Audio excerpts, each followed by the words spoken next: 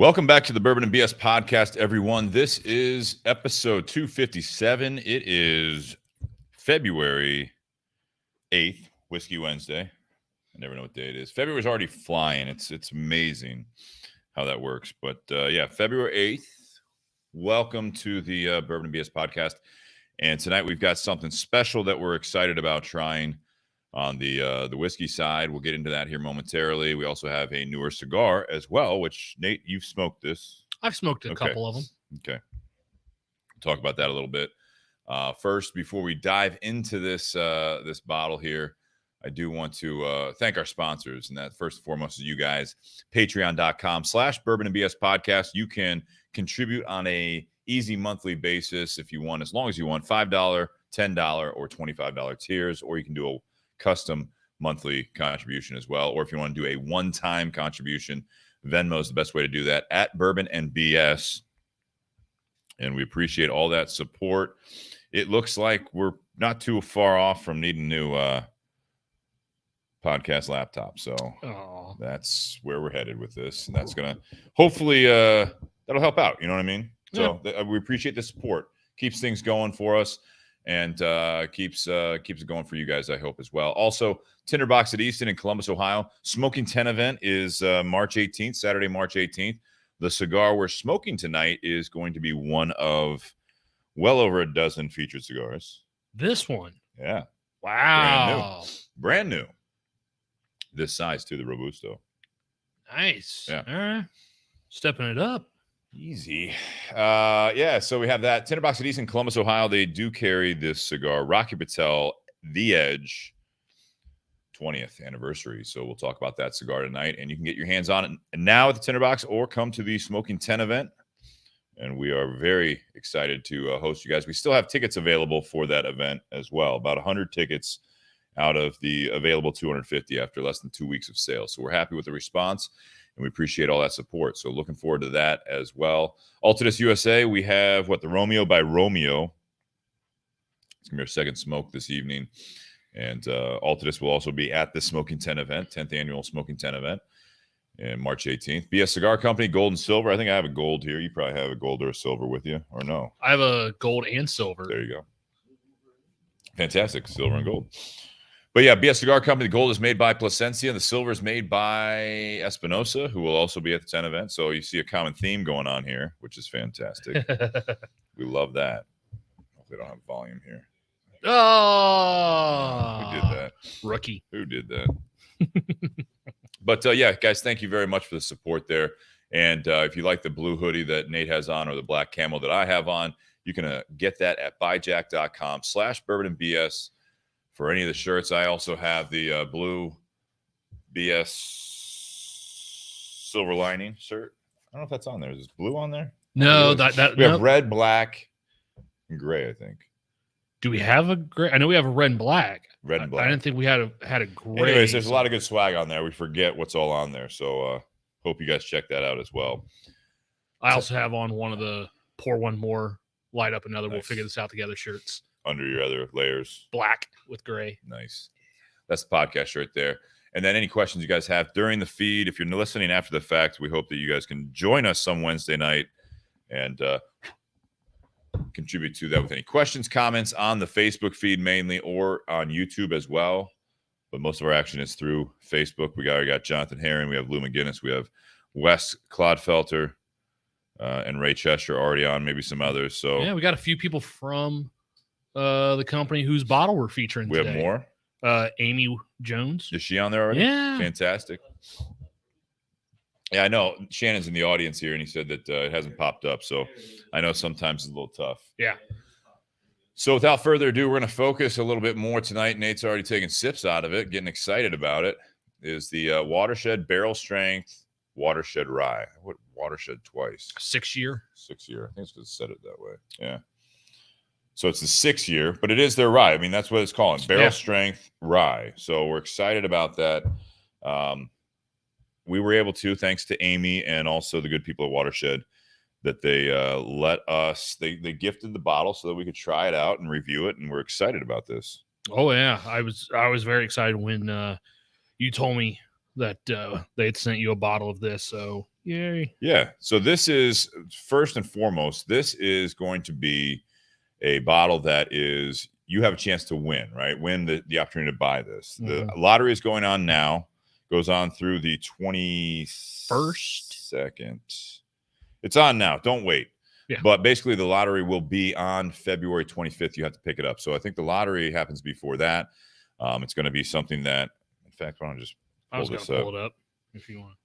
It is available now, and it goes basically. Let's see. There's 125 winners available for this. The bottle costs $89.99, and this is a single barrel rye project that they have been sleeping on, and we are just excited to try this. We've been holding on to this bottle for about a week or so now, and the information on it. So I'm gonna take a sip of it. But I mean, first off, before we do that, one thing that Nate and I have been talking about is the look of the bottle. It's extremely sexy. So you have the Watershed label on here, and it is in a nice. It's a blue. I don't even know what. It's not navy. No, that's it's almost like a royal blue. It's deep. It's a deeper blue. Deep blue. A little bit darker than the Nicaraguan blue that I'm wearing. It's got kind of a bronze copper kind of leaf in there as far as it's not gold. And it says, made in Ohio, barrel strength, Watershed Distillery rye, aged 6 years, limited release. And this is batch 001. And this is 61.4%. So 122.8. And it's just right in our wheelhouse. On the back, you have that kind of black charcoal look of the color on there. If Amy's on here, see if she can see when the lottery is actually happening, when they have till. I think it was 22nd. Did she say that? Yeah, 22nd. Thanks, Amy. Yeah, so now through the 22nd, you can go on watershed.com and you can enter a chance to win. You have to be present. It's distillery pickup only. And the drawing is on the 25th. I'm sorry, the drawing's on the 20th. After the 22nd. Sorry, guys. You have to pick it up on Saturday, February 25th. I'm trying to get this right so there's no confusion. And it'll be available to pick up at the distillery only from 10 a.m. to 5 p.m. And then any unclaimed bottles of the 125 winners, if you don't claim it by 5 p.m., they will be sold at 5:01 p.m. First come, first serve basis right there. No shipping permitted by state law, and limit one bottle per person. Obviously, you must be 21 years or older to win. And to enter the lottery, the official is watersheddistillery.com/lottery. You want to take a sip? Yeah. We did have a nice sip of this before we started. Yeah. These are the first pours. Our audience in the garage have an opportunity to try this as well. Love the nose on this too, because you get a lot of that traditional rye spice and aroma on the nose, I think. But if I remember correctly, like this isn't a 95.5 rye. This is a much lower rye percentage. It is. This is so it's a mash bill here of 57% rye, 36% corn, and 7% barley. So definitely not close to a 95.5. Mm.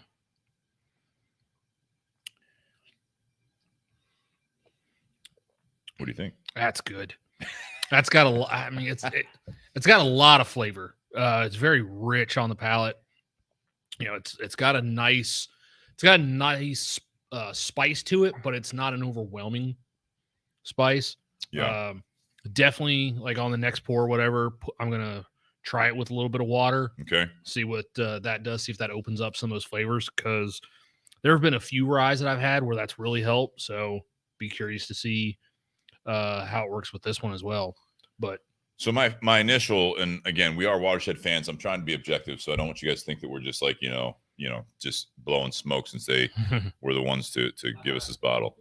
Yeah, blowing smoke. I haven't even lit my cigar yet. I mean, either. It's the longest I've gone in a show without lighting. So if you've listened to the show, Nate, you know this, that some of my favorite ryes are that what I consider like the Christmas Day type of rye. Christmas in a glass. Christmas in a glass. You've got a little bit of a little spice, but you've got a lot of like that kind of brown sugar mixed in there. The baking spices. I almost think of like a ginger snap cookie. Okay. All kind of combined. When I don't say Christmas, like it's like pine needles or anything like that. I'm not saying that. But right off the rip, this kind of gives me that kind of a pour, Mm-hmm. which is, again, some of my favorite ryes. And I'm not saying this tastes like it, but it's kind of in, where I like the Willet. That's where I thought you were going. The E.H. Taylor straight rye. Yeah. Those are the ones where those are the bottles, nothing crazy. I'm talking about like the Willet when it was the 3-year, now it's 4-year, and just the E.H. Taylor straight rye. That's kind of my initial ballpark we're playing in right now, as far as where I think this is. It's got that brown sugar. It's got the little bit of the not too strong cinnamon, but just a little bit of like a spice. It's the food spices. A lot of food flavors. Yeah. No, I really enjoyed it. And also we were talking about earlier as well, like they went with the blue label, whereas a lot of times we see ryes have a green label. Come to find out, that all started with Michter's. But but I love this blue. Like, it's different, but I think it really works well and pops for that bottle. But yeah, I mean, this is a 6-year product, and Watershed's been around. This is 13 years now. So halfway through their operation, they decided to start working on this. Yeah, but you have to yeah, exactly. Like this is a sleeper project. And when I saw Amy down at the distillery to pick the bottle up, I mean, it was just kind of like, obviously you could see the excitement, in her face. And then on top of that, it was, I looked at it and I was like, my God, because again, like you said, the blue on there, not to geek out too much. It's just, it's a sexy looking bottle with the color of the whiskey as well. Yeah. It's almost got a little bit of that brown amber. Mm-hmm. But it's rich looking. But yeah, it was nice. And I was like, man, you guys have been sleeping on this project. When I looked at it, it said 6 years. I'm like, seriously? Yeah, because we've known a few people that have worked at Watershed and or still do work at Watershed and hadn't heard about I mean, there had been some rumors that something like this had been in the works, but when you sent me the email about us being able to try this product, but having to keep a lid on it, like I said, don't tell me these things because I can't keep a secret. I did keep it a secret. You did, and I appreciate that. I truly appreciate that. I don't want to ruin a good thing and us not be able to get bottles in the future. It's very nice of you. Although, if I remember correctly, so this is a 6-year. The lottery ends later this month. Lottery ends on the 22nd. You pick it up on the 25th. Mm-hmm. But this is not going to be a regular production item yet. So it's not. From my understanding, you're looking at, they're going to hopefully be able to do another batch like this, mm-hmm. right? So they're continuing to work on this, from my understanding. But as far as something that's going to be more regularly released, like an actual Watershed rye, you're looking at maybe 2 to 3 years. Mm. Now, again, not knowing all of it, haven't had a very in-depth conversation with Amy or someone from the distillery, but it made it sound like they want to do this again. So it might be something like some of their other, like the Nocino finish bourbon, Nocino, like it's a one batch brandy ones, yeah, but hopefully a bigger yield. This is truly a. Just got a notification here. Yeah, I got a message from the group. Yeah, I got a message from Amy. But this is something where, again, they're trying to, they want to hear what people think. Obviously, they're excited about it, but this is something that they want to also try to do a little bit more readily available. So I don't know if they'll do it just another single barrel or if they'll try to do a small batch. They'll do something, but I think they do want to add a Watershed rye to go with their, the 4-year blended bourbon. And then I've got the bottled. Yeah, I didn't really want to finish this bottle tonight as much as we want to, but I've got like the bottled and bond, which is a regularly available bottle as well. So, and that's aged 4 years, just like a bottle and bond. You'd expect it. But yeah, so that's kind of our backup here, or, our second bottle that we're going to be sipping on after we enjoy this a bit. Now, Amy did say if you're in the area on the 25th, there will be pours available of this bottle during dinner service on the 25th at the bar while supplies last. So even if you don't win the opportunity to purchase a bottle, there's still a chance you could at least try it. Yeah. And while you were talking about all that, I was having a couple more sips, and all of a sudden there was a flavor memory that popped up, and see if you get this. There's a part of this that tastes a little bit like the original Watershed with that Ohio Svelte. You're really going to say that? You think it does? There's a little bit of that flavor that I get on this. It might be a memory there. No, I was just sipping while you were talking. And all of a sudden, like, I couldn't exactly pinpoint that flavor, and then it just popped in there. What just popped in there? No. Yeah. All right. Quote. I'm trying to share the thing while we're going because I want to have more people hear about this thing. So what I would recommend, if you guys are interested in this, we'll talk about this a little bit further. What happened? Amy just acknowledged my flavor note on I that. think she wrote that before. Yeah. I think she wrote that before, honestly. No, I'm taking it as mine. That's fine. Okay. What I would recommend, obviously, if you guys are interested in this, it's $89.99 if you want to try to win the opportunity to buy it. Oh. Not this. But this is something that you have go to the watershed.com and the lottery part of it for this between now and the 22nd. With this, hopefully you win. If you don't win and you're in the area, that Saturday, remember, any unclaimed bottles will be available for purchase at 5:01 p.m. So maybe get there a little early. They have a beautiful restaurant. As soon as it's available to try, you can get a pour that night. Hopefully you walk away with a bottle by winning it. Hopefully you walk away if there's some available, or at the very least, you can walk away with at least trying it while supplies last at the bar. So I would highly recommend that, marking that down in your calendar and also getting on the website to do the lottery. I don't think you and I would be able to leave work for an hour or so to drive to Watershed, pick it up, and drive back. I will be unfortunately, tied up at the shop. So that leaves more for you guys. I was going to order one, but I won't be here to pick it up. Well, we can do that in your proxy if you win. So, this is I'll read the back label too, give you guys a little bit of that.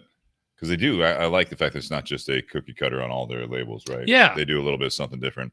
In celebration of more than a decade of independent distilling, our straight rye whiskey is a result of patience, tradition, and an unrelenting commitment to crafting the most exceptional spirits. This extremely limited release was created from hand-selected barrels, 100% distilled, aged, and bottled on site, layering rich and complex notes of caramel, vanilla cream, maple sugar, and bold rye spice with notes of soft oak. We hope you enjoy sipping on it as much as we enjoy creating it. It's good. I like that they put a little personal touch on all of it. You know what I mean? Yeah, Ray, to one of your points in your question. So in the state of Ohio, you cannot give away liquor. So they can't just sit there and say, hey, you won a free bottle of something. From a consumer standpoint, they have, so that's where the lottery comes in. You're winning the opportunity to buy it. Yeah. It's a little bit better doing it that way than sitting there saying, hey, we're, first come, first serve. And you have people camping out like 3 days. Yeah. Part of the whole thing in the state of Ohio, especially, and they do it from the state level, the OHLQ, when they do some of the tougher ones, right? It's the, it's a nice comment there, Shannon. Not you, Shannon. Another Shannon. But some of the like the Pappies, right? That's the prime example, right? They do a Ohio lottery where you can get on there and you can have a chance to win the Pappy, and it's at retail.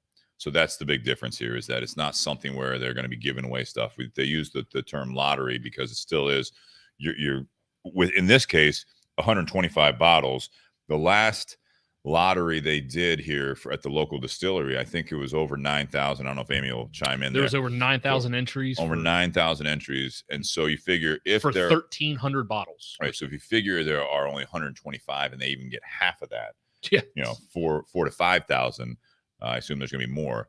That's where it is, where they're trying to do it as fairly as possible for the local area. You know what I mean? Or if you're going to drive for it. Well, speaking of local, Amy had said, did you notice the I did. I noticed the proof. I didn't realize the significance. the percent alcohol, 614? Is that coincidence or was it intentional? That's what I want to know. I hope it's coincidence. Otherwise, that means they proofed it down. Well, that's just And the at way it 125 bottles, I don't think they did. I like that we have the inside source here. I appreciate it, Amy, listening here. It is Coincidence. coincidence.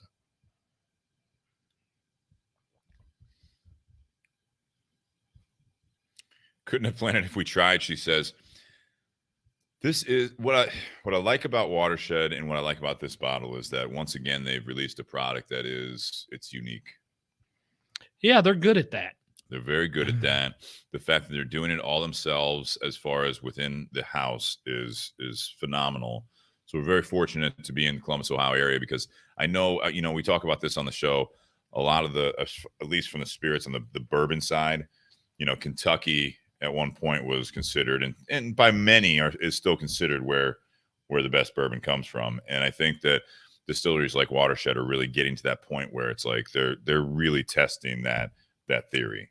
Oh, yeah. And I think as people are trying more things from, if you're in like the Columbus, Ohio, I'm seeing Watershed. When I was in Chicago, I saw it. You know what I mean? They're really making quite a footprint.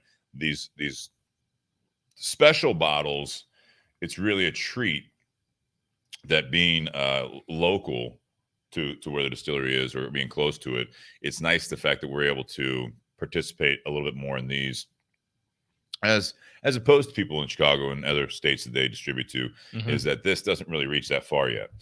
And you hope to see more big operations trying to do some barrel picks with like a Watershed. And I think you're going to see that more and more. And I think that's exciting to see, because they do have great products and they're growing. And we've featured them on the show before, obviously, with when they went to the new bourbon, the 4-year blended, and they did the bottled and bond, and they did the 10-year anniversary bottle with the apple brandy casks. And it was just like, we've seen a lot of growth, and it's a lot of fun. Like that bottled and bond that I have here as the side bottle was just a huge triumph for them.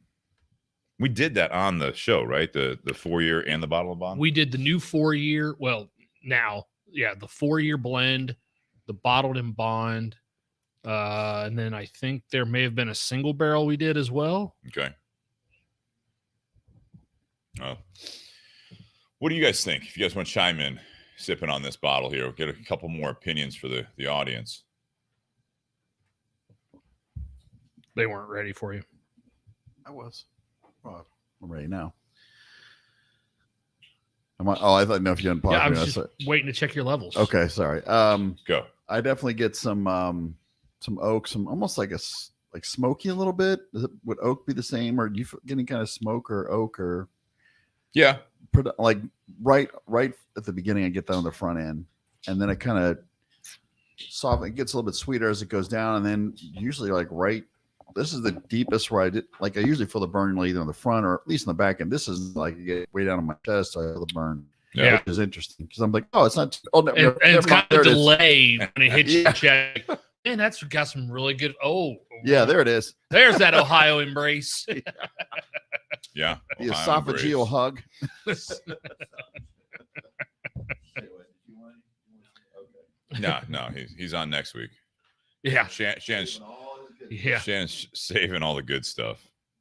100%. Just a little bit up from the press release, and this will kind of go. I think it's accurate. I mean, what they're saying a little bit more specifically, because they get into I like the finish here too. So the way that they are officially describing this, not just this is beyond what's on the bottle, with a color of chestnut and burnished amber, the spirit carries an aroma of graham cracker, caramel, and molasses, red apple, and tart cherry. Mm. The mouthfeel is silky on the approach, while with a touch of lingering velvet, and the initial flavor of spiced fig and brown sugar, stone fruit, and butterscotch cake. The finish is reminiscent of red pear, pink peppercorn, spice cake, and maple. Okay. Spice cake and maple, I can definitely see. Yeah.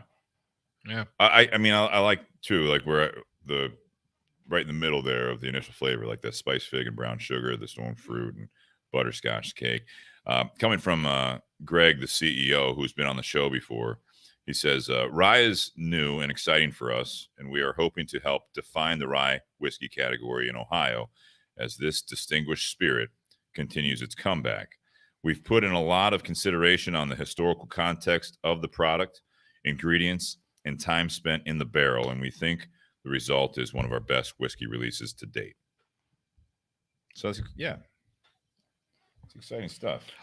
One of the things I am surprised by is rye doesn't typically have to age as long as a bourbon does. So, like, you can get some very good ryes that are 2, 3, 4 years old.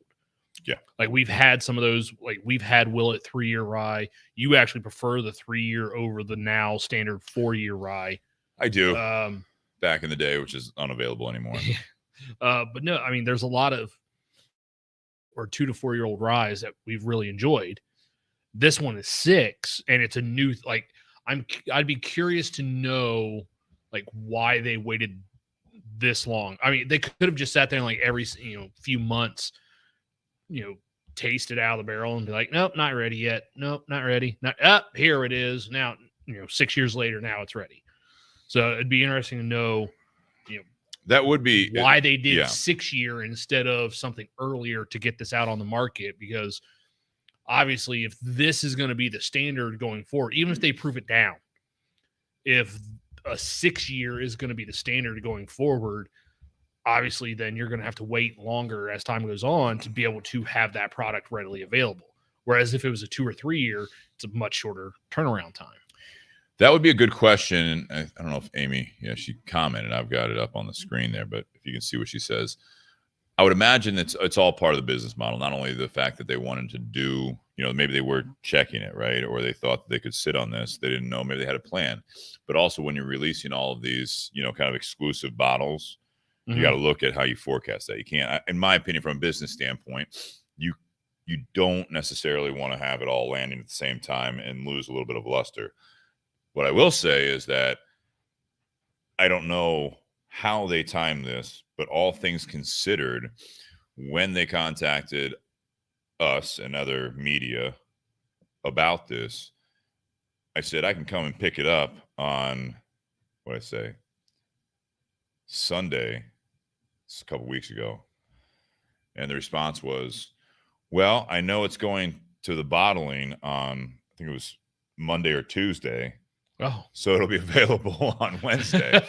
So they haven't had these sitting in bottles. It sounds like, that they were doing it purely from a business structure where it's like, all right, well, we'll release this when we can. No, from what it sounded like is that this literally was bottled, basically right when they were getting ready to announce this, which I thought was pretty interesting. I was like, yeah, no, I can come by Sunday. Thanks for letting me know. Like, well, it's not going to be ready Sunday. I was like, oh, okay. So give us a few days. I'm like, I'm not trying to rush you here. I was just trying to. No, I think it's cool because who is? Oh boy. Well, behave. The other Shane was asking for cigar recommendations. I made a recommendation, and she's like, someone other than Steve or Nate. So. Wow, good to have you on there, all right. Shannon Matson. Yeah, first time I've seen her on here, and all right, cool. I know, Jonathan. Gotta love the community here. Ray says, I guess the question is, how do you know if you hadn't waited even longer, it wouldn't have further improved? That's always a good question for any distiller. We've had a few on over the years. And I think it's something that there is a little bit of a gamble, but I mean, there's always a fact that I think they might be sitting on other barrels that they might wait a little longer. I mean, that's the thing. This being a single barrel release, I would imagine they probably have not just the one barrel for the last 6 years, and now they're starting over for another 6 years. That's the whole thing. I would imagine they have multiple barrels going at this point, and they may have some sitting a little bit longer to see. Now, again, when you put the age statement, especially with the small batches, so not just a single barrel, but all of them have to be at least 6 years. So if they do a small batch to say less about what I'm talking about. I don't know. I'm getting we're Oh getting no, she's referring to one of our other listeners. okay. That's why it's. I was like, this isn't even fact. No, this is no, just no. me like guessing. No, her comment is based on I that gotcha. in Instagram. I gotcha. Okay. Not, yeah. I looked down and said, say less. I'm like, I don't know. I don't know what I'm saying. I just spitballing here. We turn on Shannon's mic Yeah. so I can So stop talking. since we're talking about aging, is there a point when it's just it doesn't matter if it's in 6, 7, 10 years? Like, is there a point where there's just if you age it 12, 15, 20 is just like any different? Well, at that point, what's happening is every single year you're losing more alcohol. So that whole angel share thing you hear about. So you are going to be concentrating some of the You'll flavors. lose some, you're going to be concentrating some of those flavors, but you're also going to be losing 3% of that stock every single year. Oh shit! Okay. So there is a point where you can overage something and you lose too much. Like you could sit there, like say for example, this 5 years it wasn't ready. 6 years, all right, they're like, this is good to go. Let's release this. If they had waited another year, it could have completely changed. Right. Last year, when Steve and I got the opportunity to do a tasting for the barrels that they were going to release for the OHLQ picks, there were 6 different single barrels that they were releasing. One of those was 1 barrel of the original 5-grain mash bill that was 8 years old. Okay. Everything else was from their bottled and bond stock that was 4 to 5 years. This one was 8-year-old barrel, and it was still a 3-digit number on the barrel. And they had tasted that multiple times throughout the life of that barrel. It had been one offered in single barrel picks, but no one ever picked it.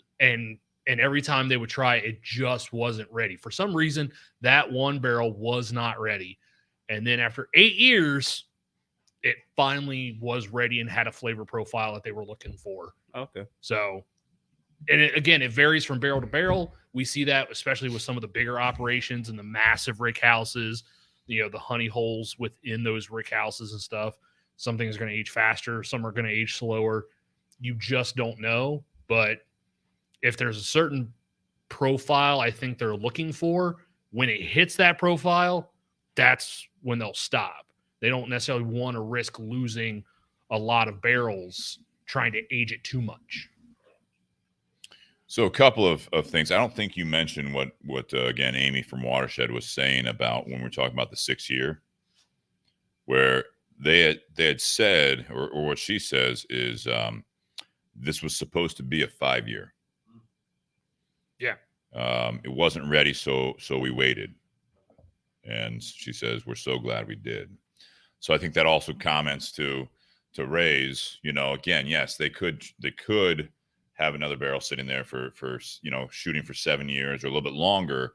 But from the distillery's standpoint, they probably tried it at, 3 years, 4 years, like, periodically, I don't know how often, but, just keep it down to 12-month periods. They do that. And then eventually you get to the point you're like, this is it. This is what we want our release to be.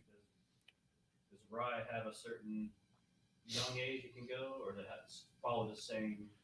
There's no rule governing rye like there is on bourbon. So with bourbon, it has to be at least 2 years. Bottled and bond has to be at least 4 and 100 proof. There's no such criteria for rye except 51% rye in the mash bill. Yeah. That bottle above Steve's head, that little tiny bottle from Limestone Branch, that was a rye OHLQ pick for the state, and it came in those smaller 375 bottles. They also aged it in smaller barrels.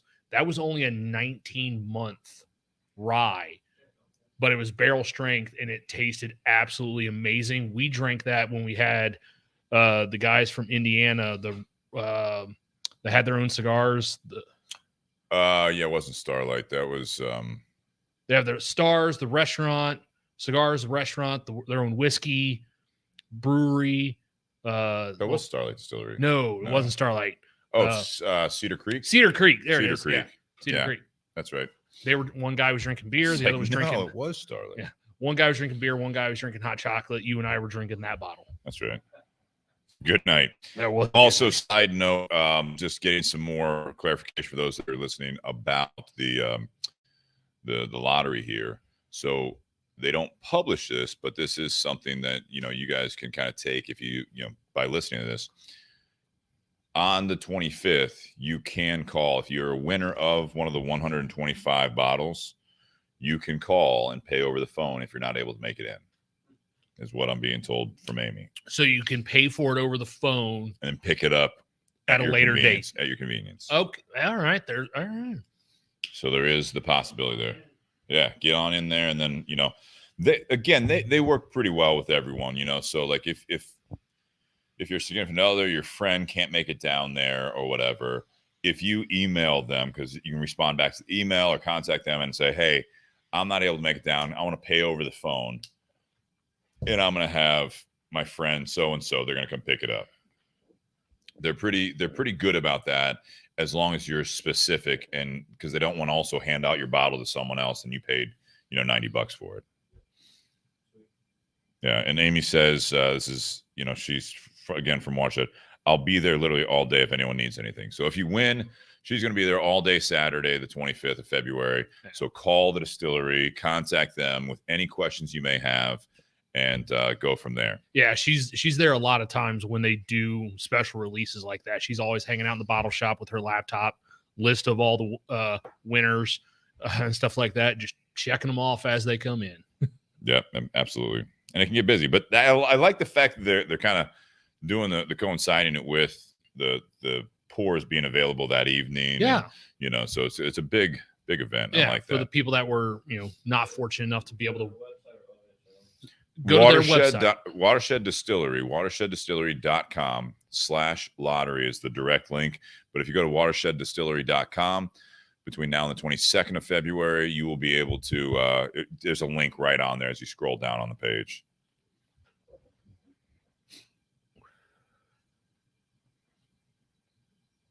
I assume it looks like we got a couple people in the audience actually going on and entering the lottery right now. Maybe in this garage. Yeah. I know I already did that, but yeah, the first day it was available. I was like, yep, let's do it. Nice. There you go. We also have Shannon, not this Shannon. Again, I know it can be confusing. Asking while we're talking about, we're about to switch over a little bit to the cigar before we get to the ratings here. Okay. What can we expect at the 10 event? First timer here. Have you sold out yet? I can't wait. We have not sold out yet. We've got about 100 tickets left of the 250 available. We've had tickets on sale for less than 2 weeks. We've had a tremendous response, and we're really looking forward to the 10 event coming up on Saturday, March 18th. You can expect for the admission of $200, it's from 10:30 a.m. to 6 p.m.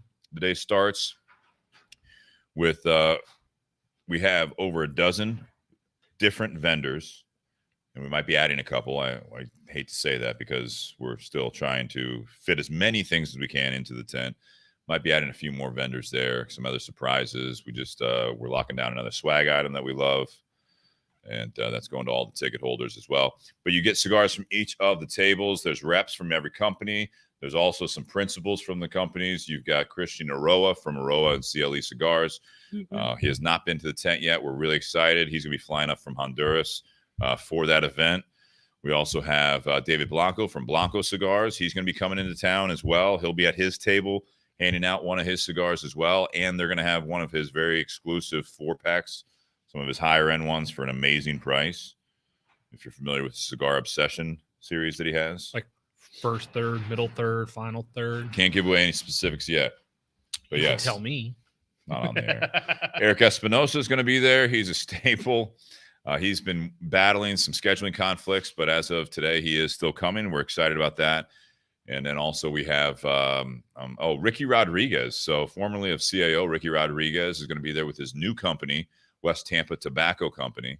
and we'll be handing out some of his brand new items for that.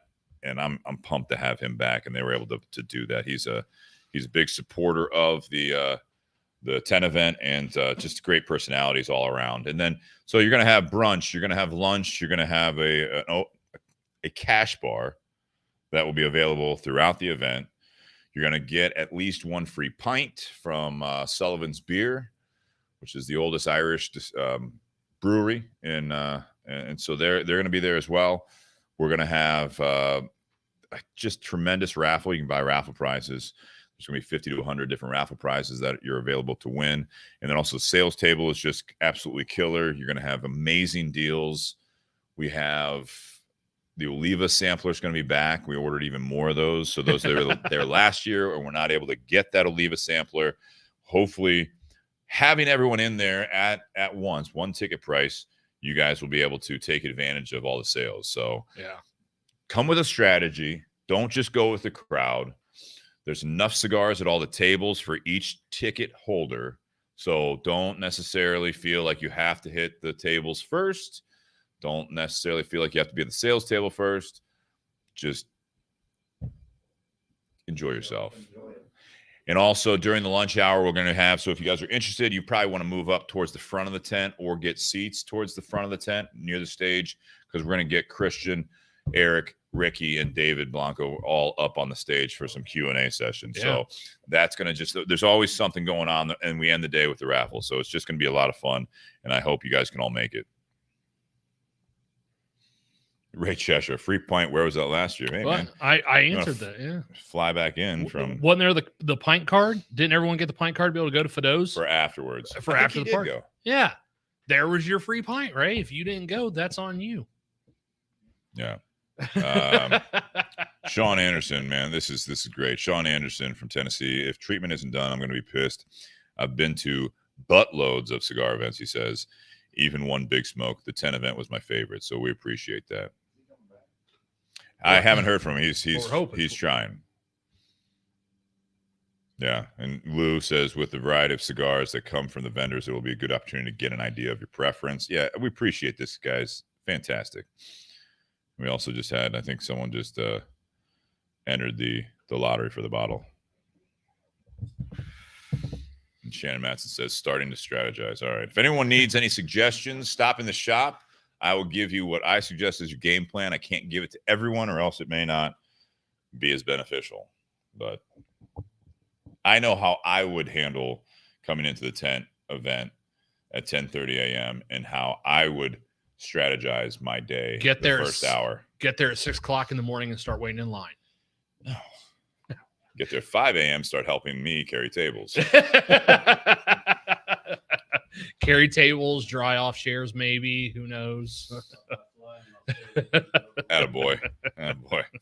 All right. Let's before we get back to rating this bottle. I was going to be funny with that. So for those that are listening about the Watershed bottle, again, we're still enjoying that. I had a big pour, but I'm going to have one more, and then we'll probably table that as much as I want to keep dipping into that bottle. The Rocky Patel, the Edge. So Rocky Patel, the Edge, 20th anniversary. This cigar is something kind of special, and it's definitely more dressed up than the Edge cigar. The Edge line came out 20 years ago, and it was more of a budget cigar. I mean, you're talking about a $5 cigar. You had the Sumatra, you had the Light, which is now called the Connecticut because you're not allowed to call it that anymore. You had the Maduro. Later on, you had the Habano with the blue wrapper. Might be forgetting one. Well, you have the Connecticut, Sumatra, Maduro, Habano. Maduro's. Yeah, so the Connecticut's the yellow, Maduro's the brown, Sumatra's the red, Habano's the teal. If only we had a device, we could look this up. Yeah, that's all. Maybe. Oh, then they did the Edge A10. All right, now you're getting a little. The A10 was All the barber pole with the candela. Yeah. So this one, this is, and I'm going to read it again from Rocky's site here, but I'm going to read it because I think they're a little over creative, like sometimes even some of the whiskey companies can do as well. But the nuts and bolts of this, the cool thing about this has it's like basically an anniversary of the Sumatra, in my opinion. Mm-hmm. 10-year-old Sumatra, Ecuadorian Sumatra wrapper on this, which that's something. And then you've got basically the filler and binder from Nicaragua and Honduran. Oh, both. Okay. Yeah. So you have Well, I know, Nicaragua. because I know Honduran. we've talked about it on the past with some of the other Rockies that we have featured, like the 60 and a couple others, where seems like he's been utilizing a little bit more of the Nicaraguan side the last few years. Has been, but again, as an ode to the edge line, that had a lot of Honduran stuff in it because it was earlier on, before they had the factory in Nicaragua. But what I think is interesting, so you ready for this one? And I'm not trying to poke fun at this. It's just, it was funny. I asked Rob Wilson, who just real quick, cheers. I don't think he's listening tonight, but cheers to his mom who had a stroke recently, and he's our rep from Rocky Patel, and he'll be at the 10 event, but she is recovering. Okay. And so he was with her today. I was going to see if he could pop on and talk about this cigar, but yeah. So cheers to Rob's mom and to a quick recovery.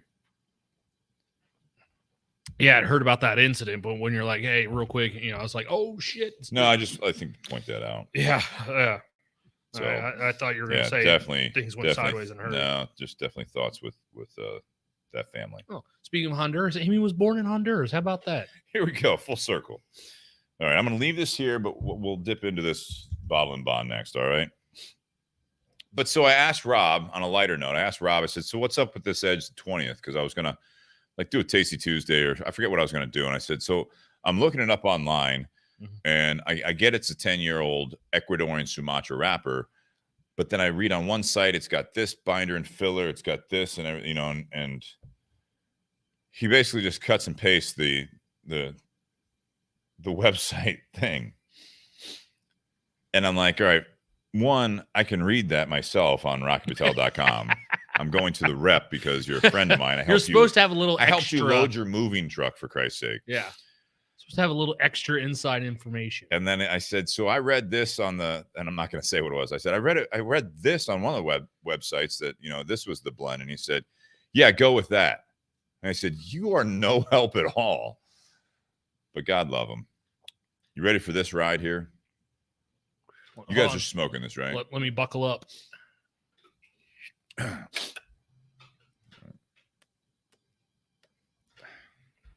Need to have a nice flavor to tell you this. Legacy begins at the moment of origin. You guys ready? Story time. All right. 20 years ago, Rocky Patel set out to create the boldest, most multifaceted cigar he ever imagined.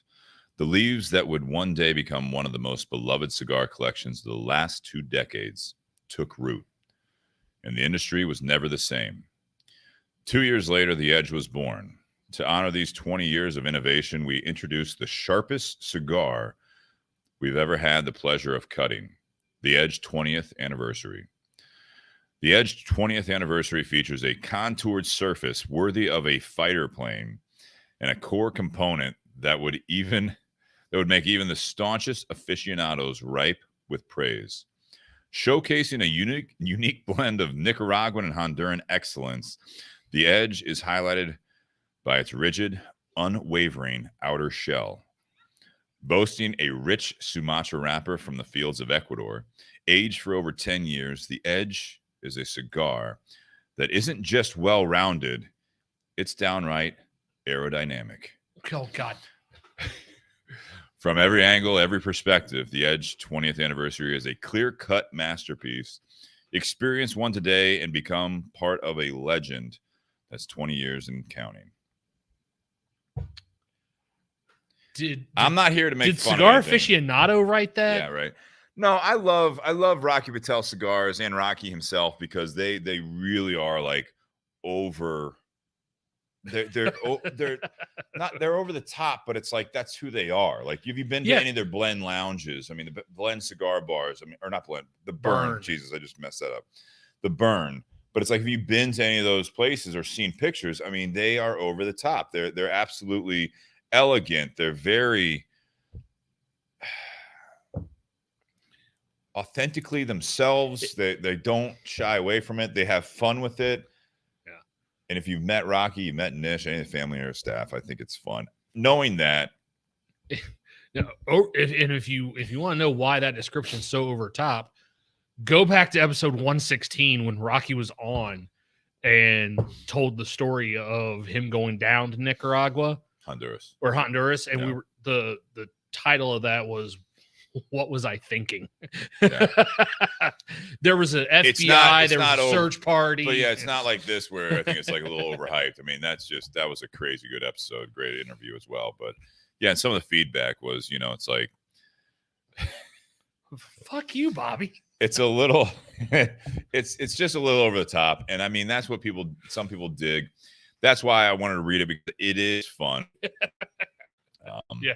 But what do we think of the cigar? That was quite a roller coaster ride. Mhm. Thanks for preparing me for that one. Mhm. This is the Robusto that we're smoking. This is the Robusto. It's a 5.5. I Their thought Robusto is different. I thought it looked a little. I thought it looked a little longer than a traditional I Robusto. was gonna say that's what. Never mind. Yeah. All right. Who you been talking to? They're Our Robusto's longer trying to make than you feel others. better. I think it's a 5.5 by 50 is what this one is, and then the Toro is a. I think this Toro is surprising. It's like a 6 by 52, I think, but a lot of their Toros are 6.5 at least. So I mean, a lot of their Toros are longer. Yeah, I've noticed that with some of the the 99 Connecticut and LB1 stuff like Mhm. that. Yeah. Like other Toros fit in those boxes very loosely. What I like about this is that they did a little bit something here, and I don't have the box. I wanted to. Unfortunately, we didn't have one that was close to empty. But Gorgeous box. the Edge product was very rustic in appearance. So the Edge came in typically like a 100-count crate that you could either open from the top with like a nail that was holding it together, or it had a drop down flap in the side of the long ways of the box that you could pull the cigars out of. Right. Mhm. Only had a foot band on there, and it said kind of the Edge, Rocky Patel, and then Sumatra or whatever it was. They had different colors, but it was a very distinctive, very basic. It was something where they didn't have a lot into the packaging, it seems. Yeah. Right. So when this came out, I was like, this is an anniversary cigar for real. The box is this kind of reddish, like pink, if you will. It's like a rose, this color here, but it's a little bit more pink in the box if you've looked at it. Mhm. And it's just a very elegant box. It's got like a gold trim on it, classic. Open it up, it's got the 20-count cigars in there. This cigar has a very elegant, what I would recognize as a Rocky Patel type of a band on it. Yes. And it even has a foot band on it that matches in color with the gold and the red here saying 20th anniversary. So definitely something that is absolutely amped up in not only the age of the tobacco that they're using, but also in the presentation and following suit, where I think a lot of things that Rocky Patel is doing right now. I think it's not what I expected when I said, oh, the Edge 20th. I thought it'd just be like foot band and then like a 20 on there. Mm. But what do you think, Nate? So I've smoked a couple of these before. And like I'm trying to compare it to the regular Sumatra, because this does have an Ecuadorian Sumatra on it, so Correct. similar wrapper. I think it does come across a little bit more bold than those. I would put this at medium full on the strength of it. It's got a nice food spice through the retrohale.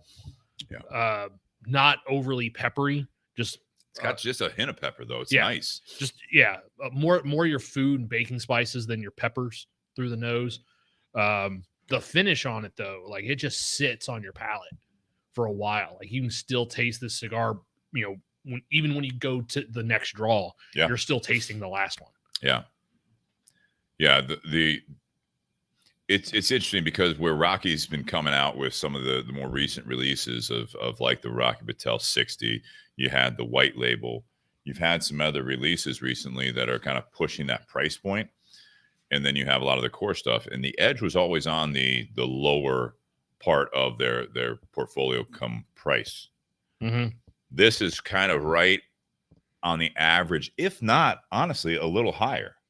Where's this one coming in? So compared to a lot of the vintage series and even like the sun-grown Maduro, this one's coming in on the shelf in Ohio between 12 and about 14. Which honestly So is just a hair higher than some of the other like everyday stuff. Now, it's kind of like in my mind, it kind of battles a little bit where it's like, oh, the edge should be cheap and then cheaper. And then I'm thinking like, oh, it's an anniversary. So they did a little bit of something extra on there. And when you smoke it, and I know Sean wants to comment on this as well, but when you look at the cigar, when you light it, the construction, it's definitely what I expect from where Rocky Patel Cigars is at today after kind of an evolution. Yeah. So again, to take a similar blend, add some more age to it, and really do something special for the 20th anniversary of one of their very, very beginning core lines, I can appreciate it. And I think that it smokes very well. Again, I've had a handful of these and the construction has been fantastic. Mm-hmm. To your point, I do think it's going to be medium plus. I don't know, medium full. I think it's just like a medium push. And I think this is something that I have enjoyed each one of them. And even with this new rye bottle from Watershed, we'll get into the ratings here, but I think that this is something that really stands up to a lot of, whether it's on its own or if you're drinking something with it. Did you want to change the banner for the cigar? Yeah, thanks. Go ahead, Sean. Do you think it could be a little more just because it's bigger than the average Robusto because there's more tobacco in it? But like even the regular edges, like the Toro was still like a 6x50. Oh, and those were still coming in. Like the last time we had the edges at the Tinderbox Easton, they were still coming in around that $8 price point. Wow. So are they limited though? Is this one of those like once you, or are there plenty of them? Or are they limited on the number of boxes they made and stuff too? I just wonder if that was. Is it limited? That's a great question. I don't believe it is. Okay. Because again, we were able to secure quite a bit, plenty, sure, for the 10 event. Cool. So it's not something that is highly limited. I think this is part of their new portfolio. Okay, well, good. I enjoy it. I agree a lot with Nate. It's like a medium plus. And again, for me, I call it the journey. But right off the bat, at the foot, it's like almost a full to me. But then as it burns and as you smoke more of it, you really get more flavors out of it. And yeah, I like the retro. Like you said, there's a spice to it, but not a pepper where it makes you want to sneeze or something. But it's there, but it's not really overpowering either. But it's got a good flavor, and I think they really pair well together too. So the only thing I'll say, like, no, I shouldn't say only, like for a 20-year, for an anniversary, like when I heard this was coming out, and I didn't know what the blend was going to be. Like the last cigar we had that he had come out with was the 60, and that was for his birthday, and that was almost 2 years ago now that cigar came. It was 2021 that cigar came out for Correct, Rocky's yeah. 60th birthday. And that one's definitely a fuller body, full, rich, heavier smoke. Yeah. I was kind of expecting something more along those lines. This is actually a little bit subdued to what I was expecting. I was expecting something heavier and bolder. Mm-hmm.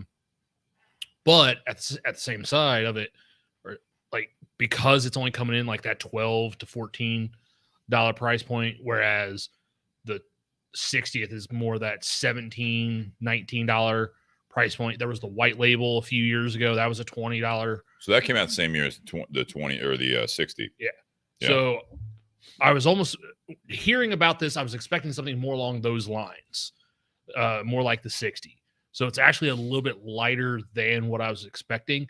Not as robust and complex as I was expecting, but still more so than the Edge line. Okay.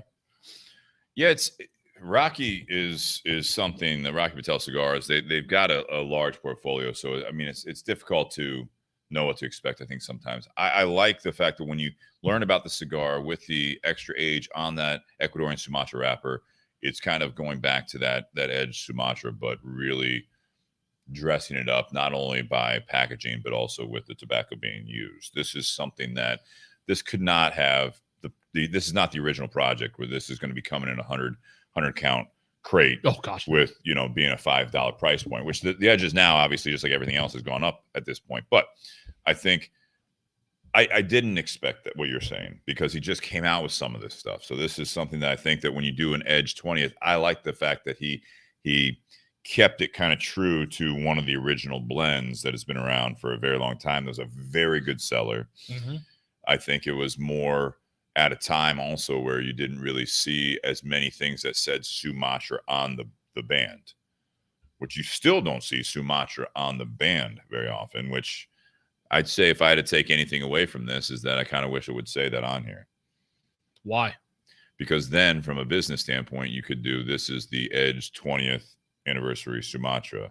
And then you actually maybe, unless they've done it with some of the other blends, you take something like the Edge Maduro. I thought that was a great cigar. You could have the Edge 20th anniversary Maduro. And now you have a 10-year-old, Maduro wrapper leaf on there. And you could actually make this another series for them. All right. That's just something that, as someone that enjoys some of that Edge line at that budget and seeing where this has gone, I think this is something that, I'm not going to say that there could have been a miss there, but I think there could have been an opportunity there to expand this line with that and not just do the Edge 20th and then maybe the Edge 25th. Maybe that would be something. Edge 25th is going to be the Maduro. I don't know. But I would agree with you on the cigar. I think this is something that it's got a little bit of those spices.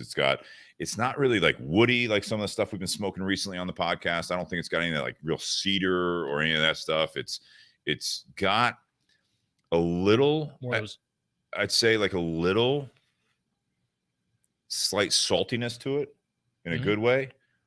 So it kind of like keeps you wanting to go back for a little bit more. It's a mouth-watering smoke, which I like. Yeah, I like this cigar a lot. The Retro Hail has that hint of pepper. That's where I was getting that, like where it's like a little sprinkle of like the black pepper. Which could go with the Watershed because they said on the finish, pink peppercorn. Which I love that pepper, the peppercorn medley. We've talked about that. Absolutely. There are people on the feed right now, asking about, and I know not everyone's telling the truth on this, about not drinking, not smoking, but yeah, they asked if Watershed does mocktails. And Amy just chimed in on that one, saying that there's a lot of non-alcoholic options on the cocktail menu that are very good. As far as what you find out in the liquor stores, no, they don't have any mocktail type stuff there. Now, we have talked about it before. Watershed does, in my opinion, the best, and now all these big distillers are doing it, the best old-fashioned that you can get in a bottle. Yeah. The liquor store the liquor and wine store I work at now, recently got in the Buffalo Trace bottled old fashioned, and it's coming in about $5 more than the Watershed. Of course it is. And I think it's also 5% alcohol higher than the Watershed. The current Watershed we have right now is 36, I think. Yeah, it's like a 72 proof, somewhere around there. And Amy from Watershed agrees. I mean, I know I said it first, and then she commented. I mean, you're biased, but yeah, the ready to drink, as she calls the old fashioned bottle, is arguably she says arguably one of our best sellers. So that's on their side. I think you've got great experience with that bottle.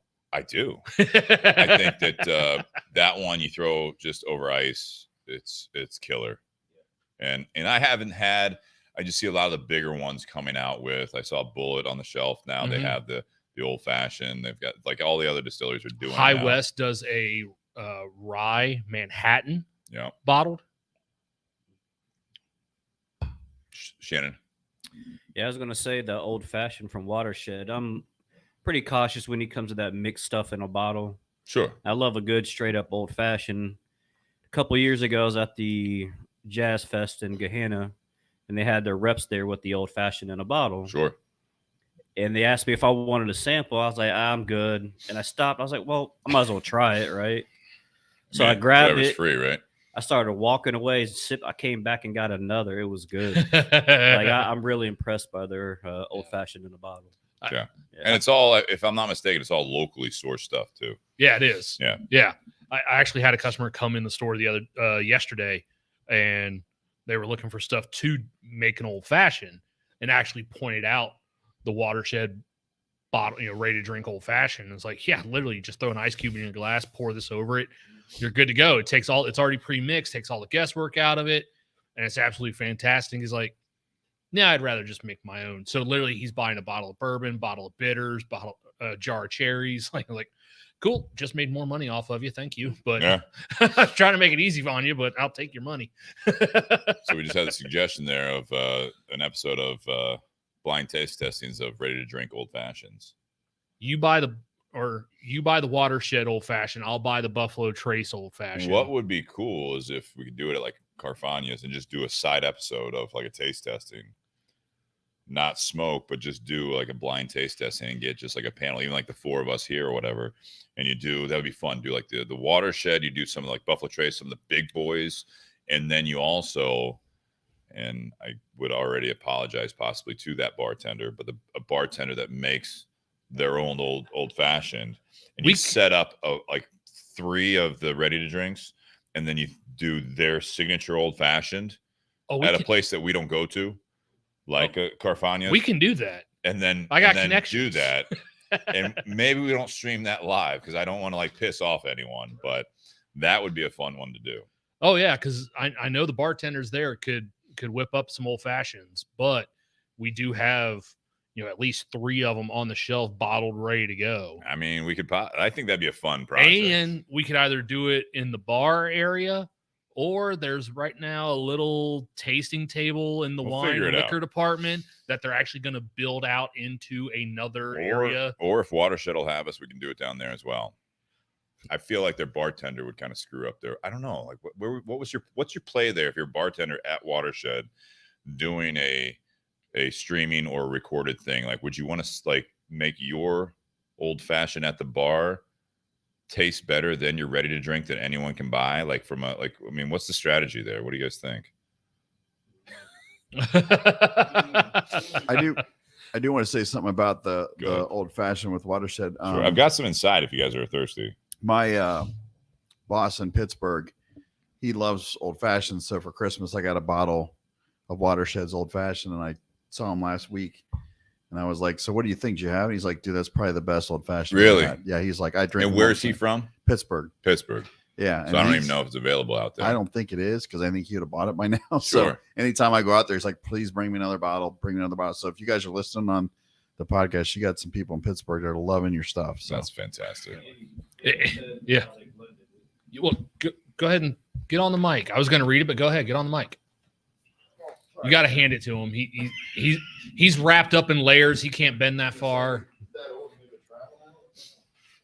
Yeah, I was looking on here and I see where Amy said one of our OG bartenders helped us formulate it, which why it's so nicely balanced. That's awesome. That's pretty legit. You guys Sean? that's a great product. Amy just said, tell your buddy in Pittsburgh that they have the half gallon, 1.75 liter bottled old fashioned in Pittsburgh. They do. Okay. Yeah. So he can buy the big bottle of it. Good. I have to keep bringing shit to him. That'll last. that'll last one party at least, maybe a weekend. Whatever. Steve's case, All right. 2 days. Easy. Not three. No, I joke about that because Steve had a night a couple of years ago where he had a bottle of the Watershed old fashioned. And what transpired that night? That's on what the I was. patio? That's All right, what. That's why I was bringing this up. Sometimes I get creative. Steve. And very efficient. Steve drank that bottle, and during the course of that bottle, that's what led to us having that episode where we had the 3 ladies in the industry on the at the table with Steve. Dimick, we had Amy Schertzinger and Christina Rapp. Yep, Christina Rapp. So we had the distiller side when Ann was with Watershed at the time. We had the bar owner and bartender side of it, and we had a spirit rep on the same podcast. Yeah. All thanks to Watershed. Bottled old fashioned. Watershed. In a way, they are sponsoring this episode. More. That's true. All right. So this is the time of the part 1 here. If you guys are listening the first time. And thank you very much to Watershed Distillery for the bottle for us to be able to enjoy here in the garage, and hopefully encourage you to not only check out Watershed Distillery, but also enter the lottery at watersheddistillery.com/lottery for this 6-year. This is a single barrel, but it doesn't say it on there. Barrel strength rye, which is the first time they have a rye product out such as this. So we've really enjoyed it. We'll talk about this, and this is where we do the ratings. We do 3 ratings. 1, whiskey. 2, cigar. 3, the pairing. And the 3 ratings, 10 is the best. Anyone in the audience want to go first? Get off your phones. I know you're listening. Yeah, I was about to say they're watching the show, possibly. Get off your phone. That's why we have Sorry, as many I'll viewers as we do. Enjoy Right the now. moment. I'll look at you and look. Okay. I don't know what do I do with my hands? I give the Watershed Rye. I'm going to give it a solid 8.5. Even though, like, usually I'm more of a smooth bourbon. I like the smooth stuff, but this was smooth at the beginning, but kind of at the end. But I'm willing to take the pain in my chest for the flavor that's given. You still have some in your. Yeah. So is it still hitting your chest? Or is not it as kinda, much. It's it kind of mellows fading out a little out. bit, right? Yeah. It's big. I think it's numb. Numb. No, but no, it's. I love how just with any bourbon in general or cigars, your first taste isn't always will never taste like the 5th or 6th. It's always going to be something different every time. And that's what I think I love about the most, because it's not the same old thing. It's something different, so Absolutely. as your mouth and everything adjusts to it. Yeah. So 8.5 for that. The pairing, I'll give a 9. I mean, I think they really complement each other. They're both on the stronger side, but What was usually your cigar rating? 8.5. Or no, I didn't do cigar yet. Sorry. I didn't cigars. God, you've been out of the garage for too long, man. It's been a minute. Been a few months. Sorry, So everyone. 8.5 on the whiskey. Cigar. I'll do 8.5 and a pairing of 9.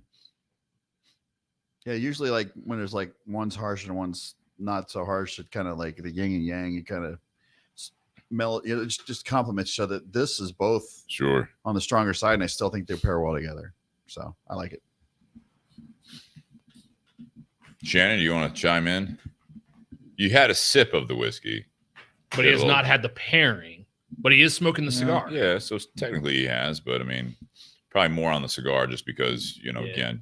Yeah, I did have a little nip, and it was really good. It smells delicious to the nose, and the sip was really nice. But I haven't really dug into it, so I can't really comment on too much. But the cigar, I'm loving the cigar, man. Like you said, it's smooth. It smokes really well. Construction's great. I sat it down for a couple minutes, still lit, fired right back up on the first puff, and I'm really loving it. So I'm gonna go 8.5 on the cigar. All right, nice. Yeah, so Shannon, I'll have some of this still at the house if you want to have a proper pour of it next week. I don't know if you or the lady are gonna be. You're going to be parking the camper out front here or what?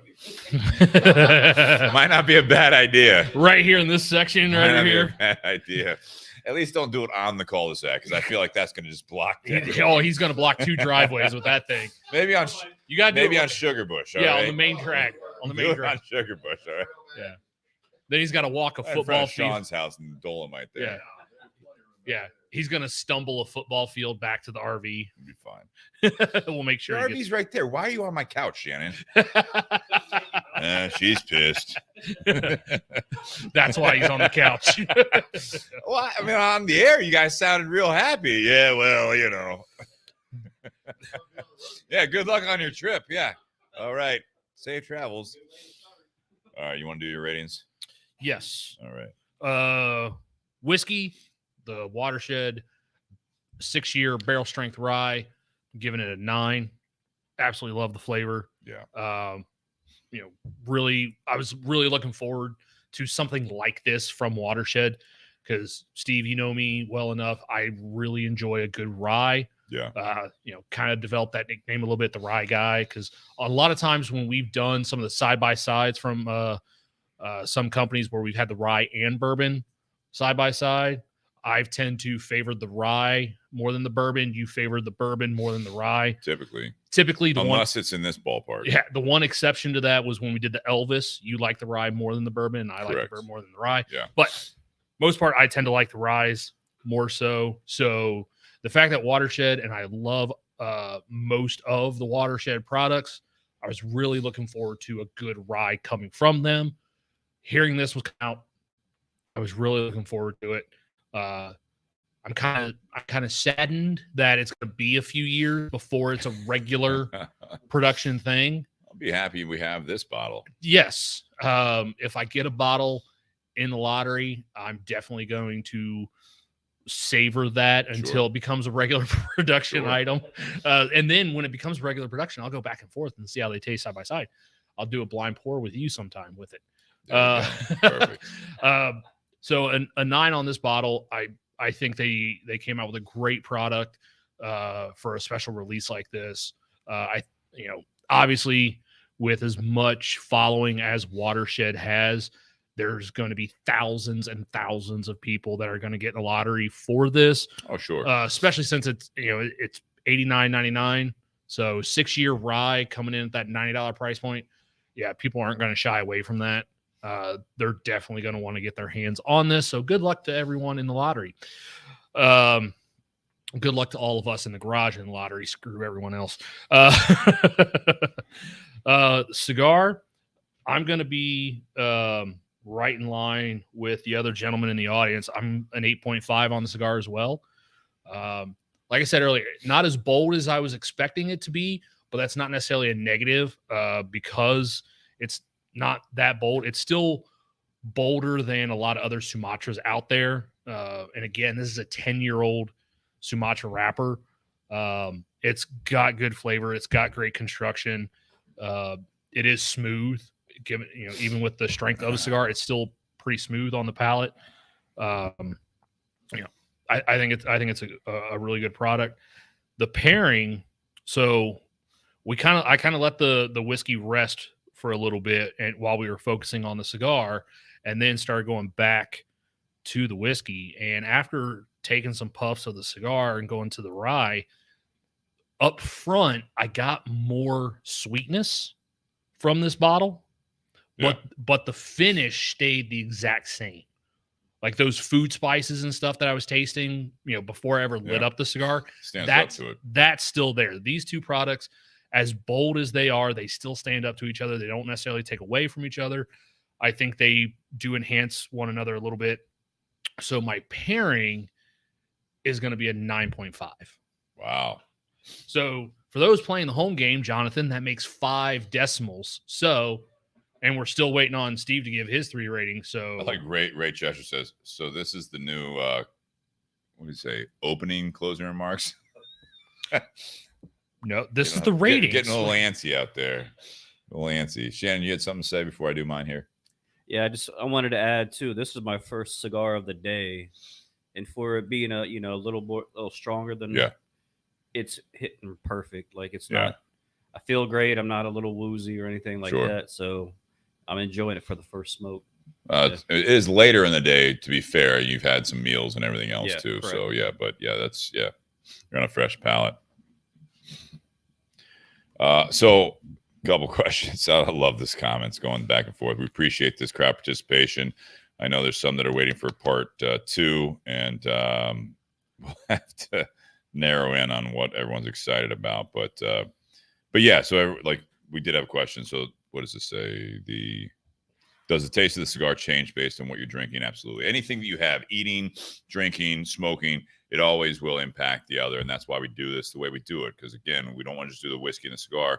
We're bringing in the fact that a lot of the whiskey podcasts or shows or reviews, it's just the whiskey. Same thing with the cigar world. If you go on a cigar review, they don't typically drink something with it. They're trying to keep their palate as as honest as they can for what they're doing. So for this, we do a little different on our show. Yeah.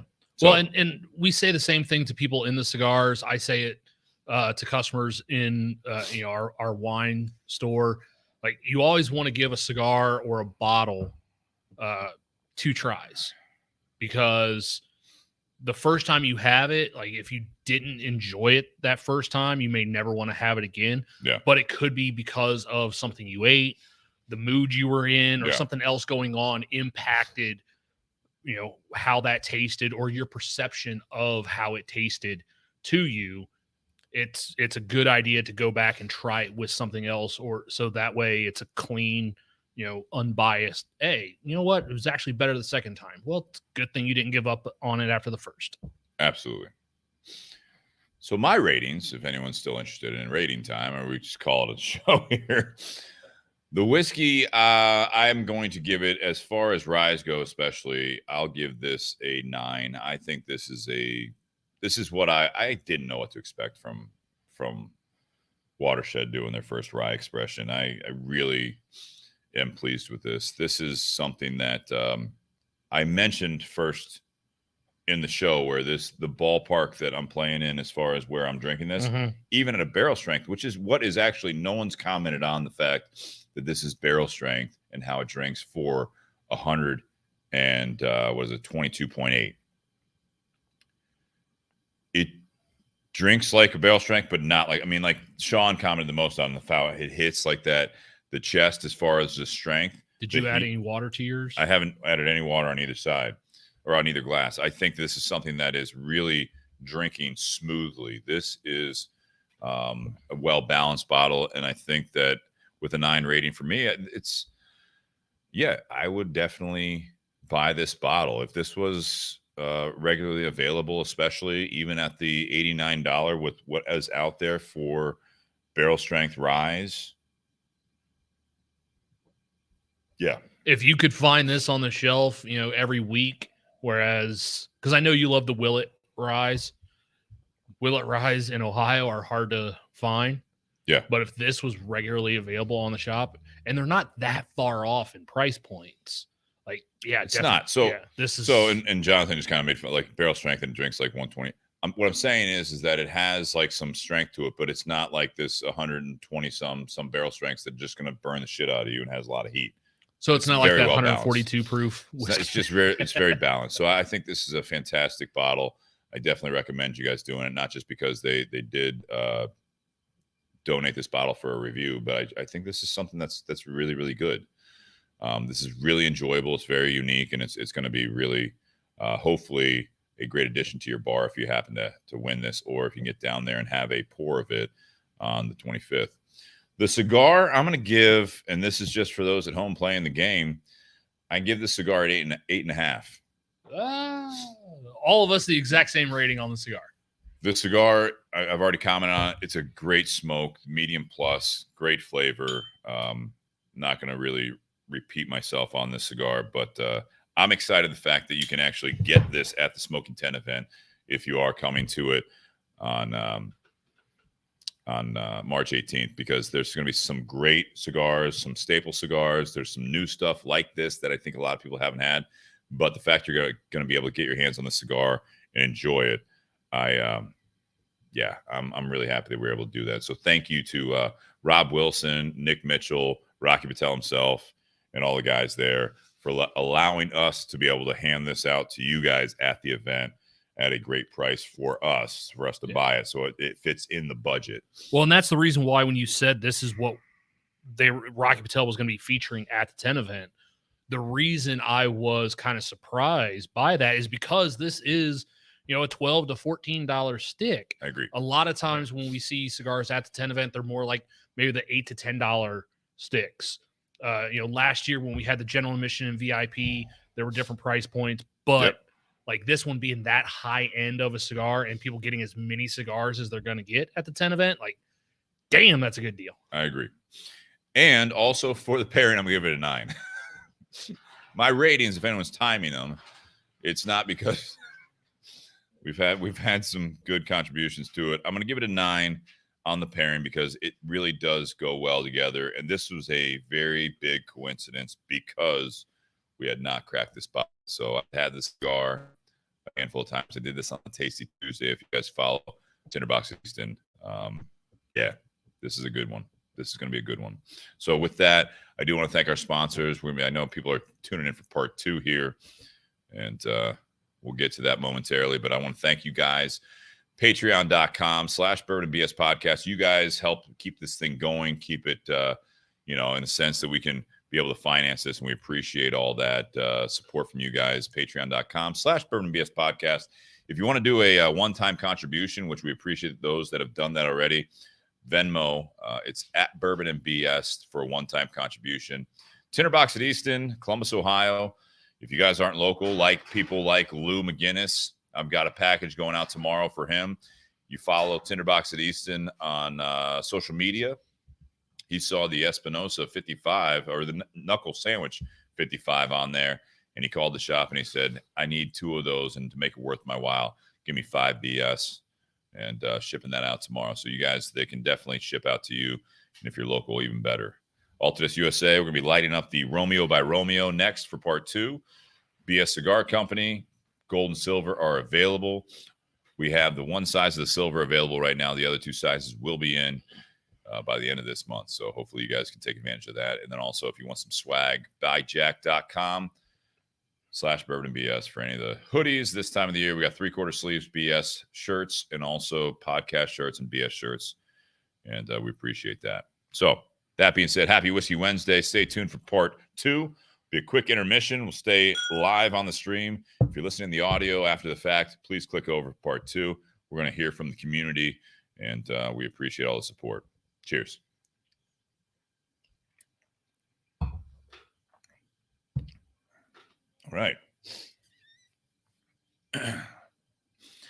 So those that are listening on here, we had some community support with the question I posted on the Bourbon MBS community page. It went a lot of different ways this week, and I'm going to keep posting that every week because I want to keep. I'm glad we had a lot of.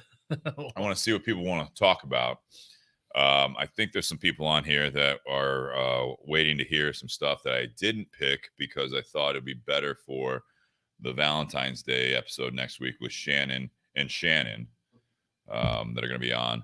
But we can highlight a couple of those if there is something. So for those that are listening that had something they were specifically waiting for part 2, throw it on the comment feed and we can address that maybe first and highlight it and then kind of move forward. But we want to hit some of the top 3 or 4 things that people have said.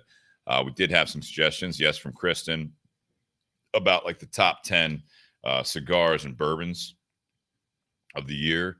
I think that's a great suggestion. Nate and I are going to have to actually work on that so we have it a little bit better prepared. I love Ann Dimmick's follow-up, where it's like top 10 guests. Do you think she made the top 10? I don't know. We'll find out when we talk about it. Also, top 3 moments of the year, stuff like that. I think we have some great ideas for as we go into new seasons or we go into new years and all that stuff. But Ray Cheshire also messaged me some good ones as well as he comments. So, yeah, let's go from there. I'm going to grab a tissue here. Are you ready to go, Nate? I'm ready. Let's roll. Shannon, we'll see you next week.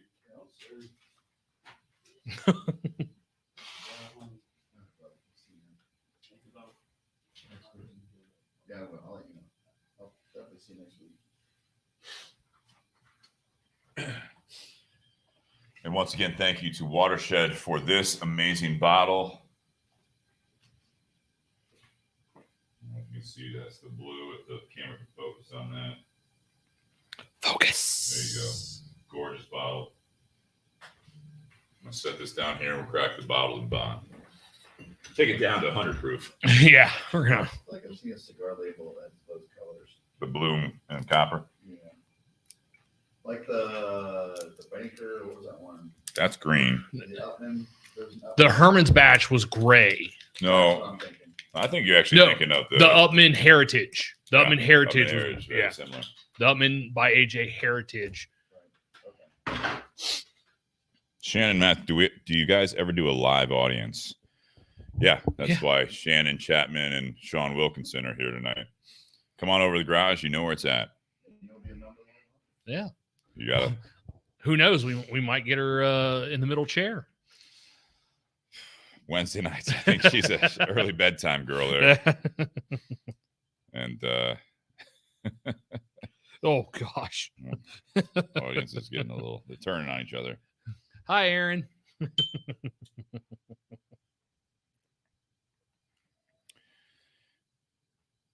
You ready? Yeah.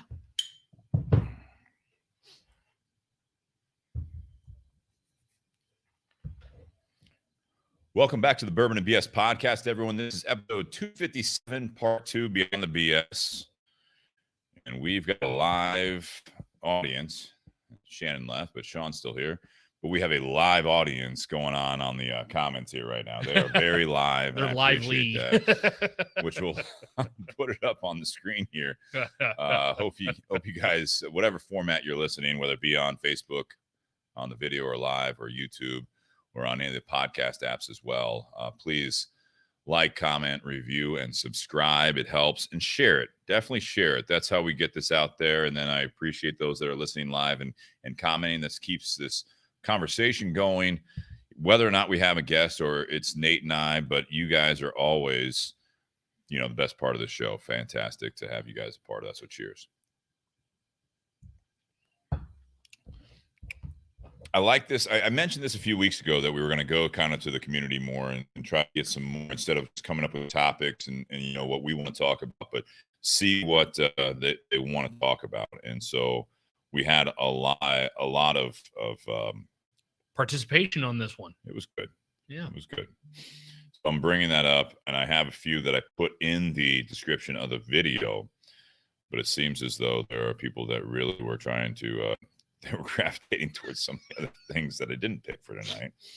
So we see where this goes here.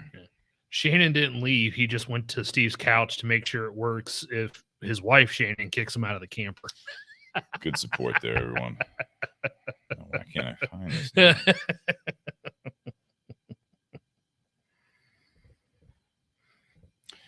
Facebook's interesting because now I can't find my own fucking post. Oh, it's been a day with me in social media. Kristen says he didn't pick any of mine. No, the thing was, as I just said, I think some of them will be great for future episodes, and some of them will be next week's next episode. Week for the Valentine's Day episode. Absolutely. With Shannon and Shannon. Absolutely.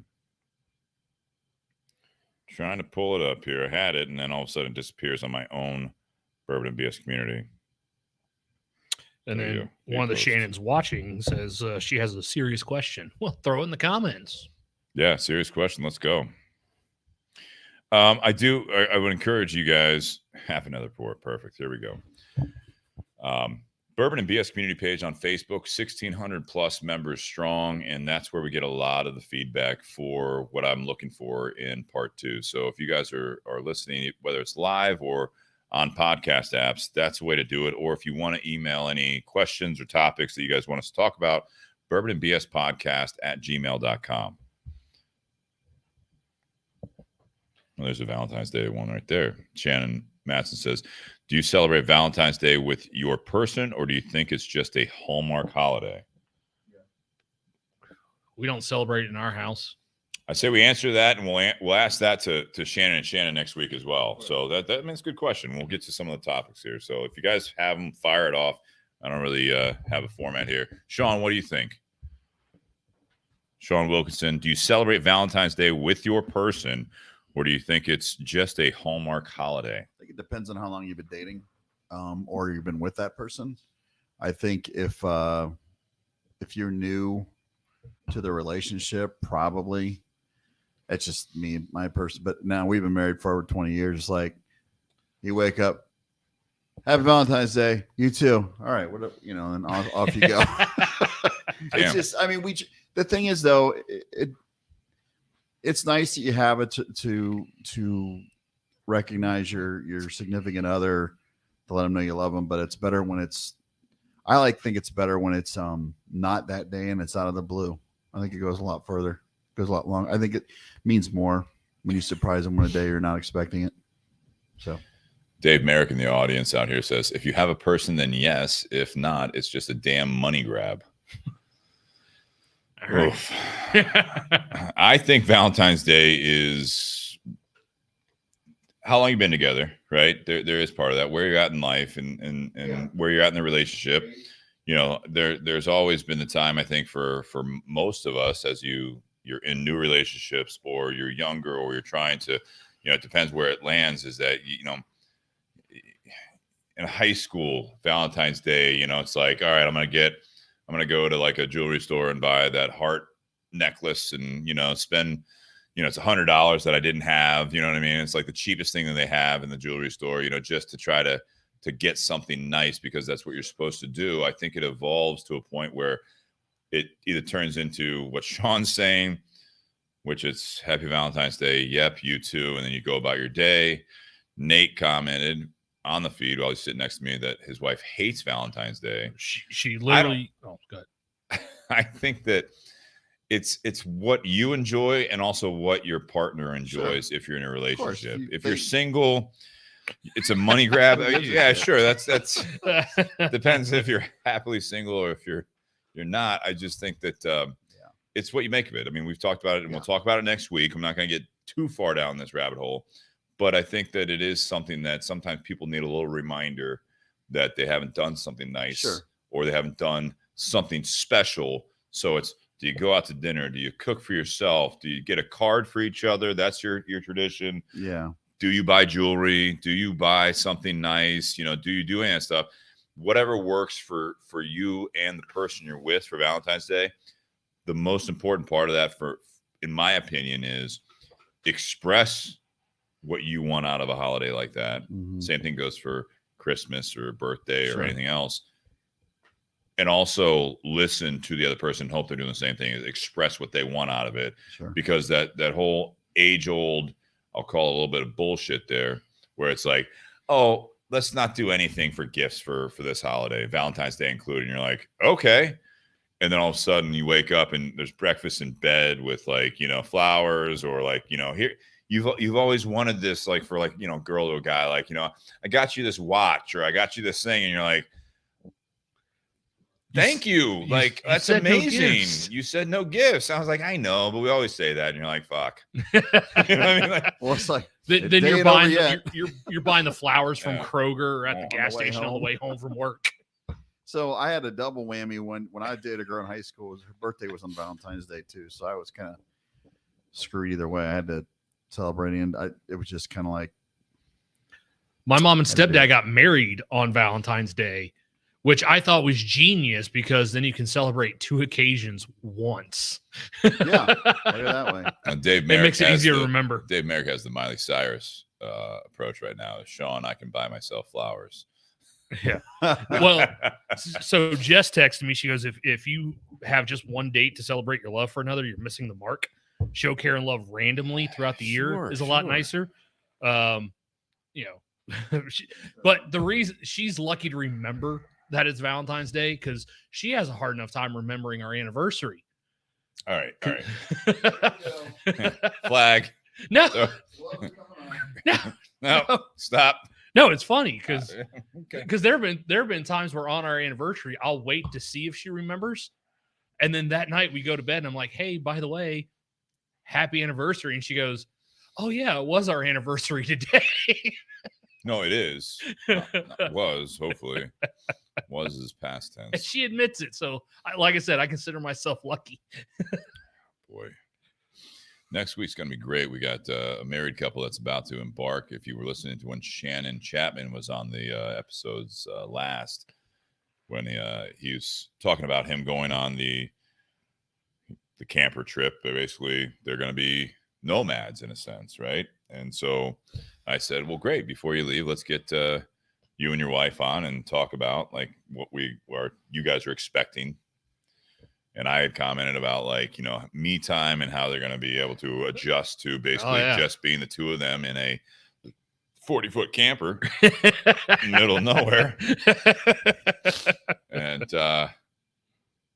so I'm looking forward to that. And I thought it was absolutely perfect that it is the day after Valentine's Day. So not only are we going to talk about their adventure, especially in part 2, but probably a little bit part 1, but we're also going to talk about Valentine's Day, which I hope you guys come through with more of these questions because I think this will be a lot of fun. Ray Cheshire says, kind of similar. Every day should be Valentine's Day. It is in our house for sure. I still think there's no issue putting aside one special day out of the year. I think that's it. I mean, you can do it every day, but it doesn't necessarily need to bah humbug Valentine's Day. You know what I mean? True. That was the one suggestion from Kristen was, what was the top 50 things about your significant other that you love, right? Is that how something about that? Top 50 things about that you like about your significant other. Yeah. And then you just you took that downhill real quick.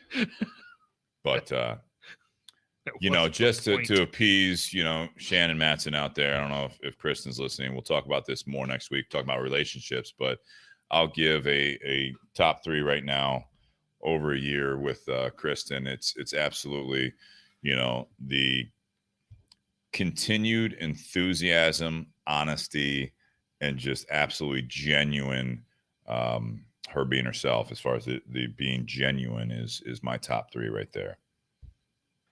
Nice. And number 4 is effort. So there you go. Now, you want to chime in there, or you want to wait till next week?